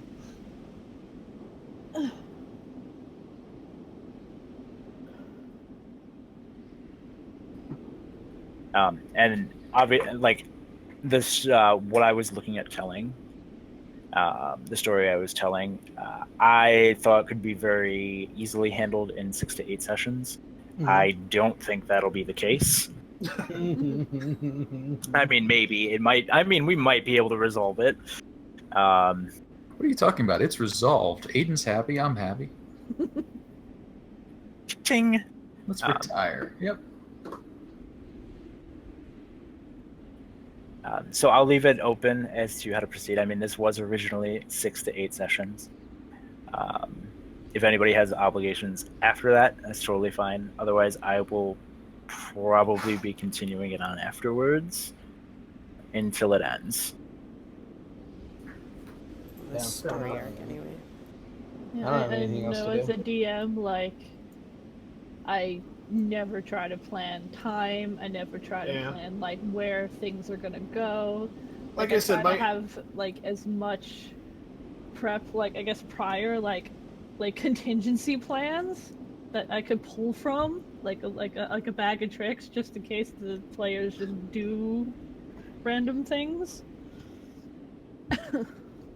Yeah, my only real concern is that, like, towards the end of August, I'm going to be moving, so there might be, like, a week where I'm definitely going to be unavailable.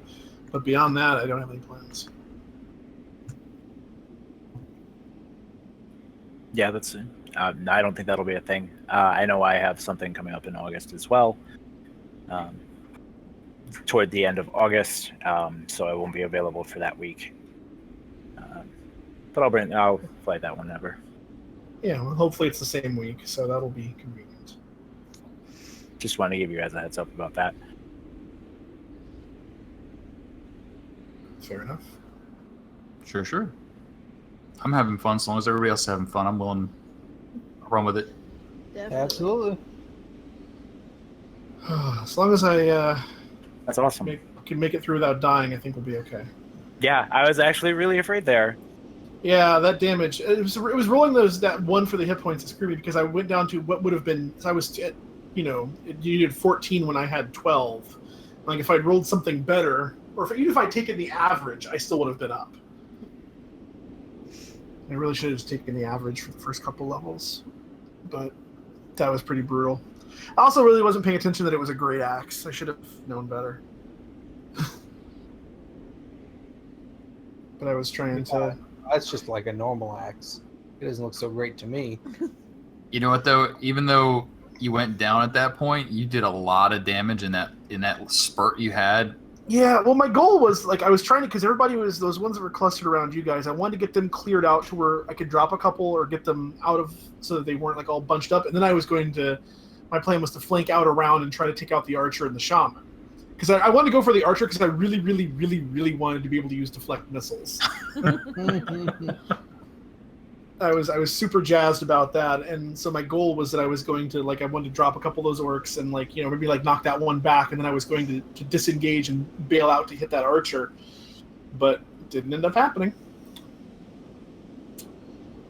But yeah, no, the stuff with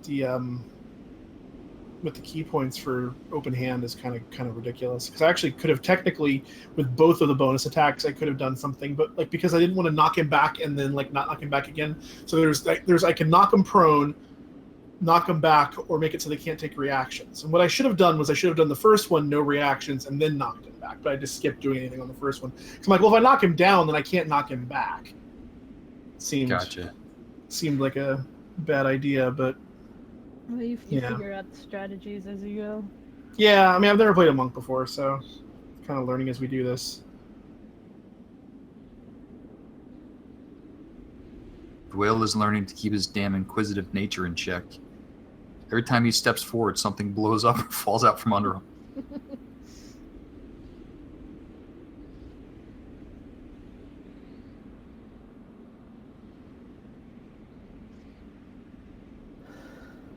Yeah, I like that burning bridge hole.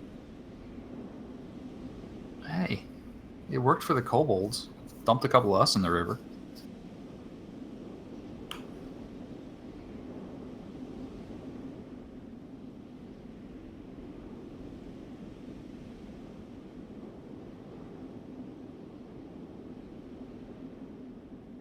Sorry, guys.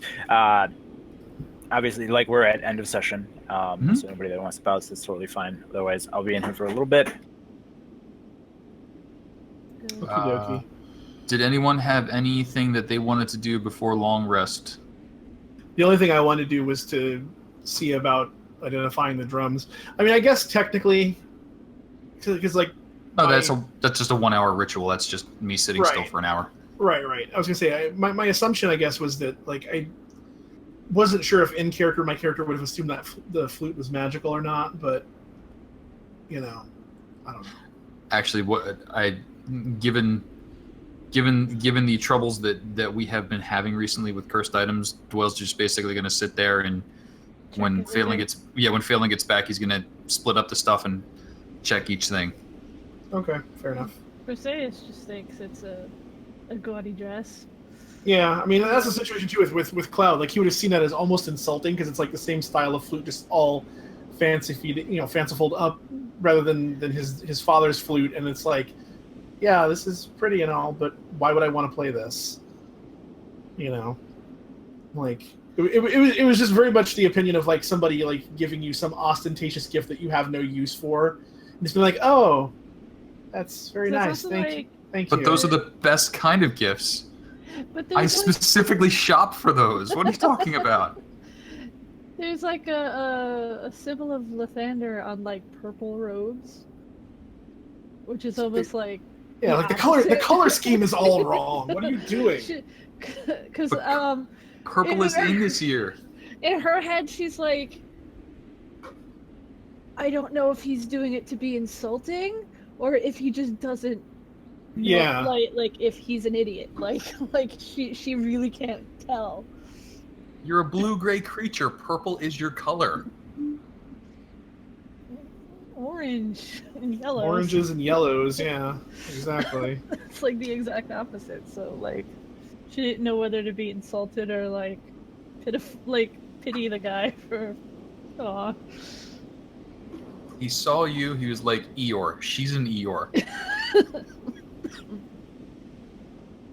Her tail remains firmly fastened. Oh my god, I need to put a little pink bow on the end of your tail now. She even has like the hair at the end. Yeah, a little tuft. Oh, let's see here.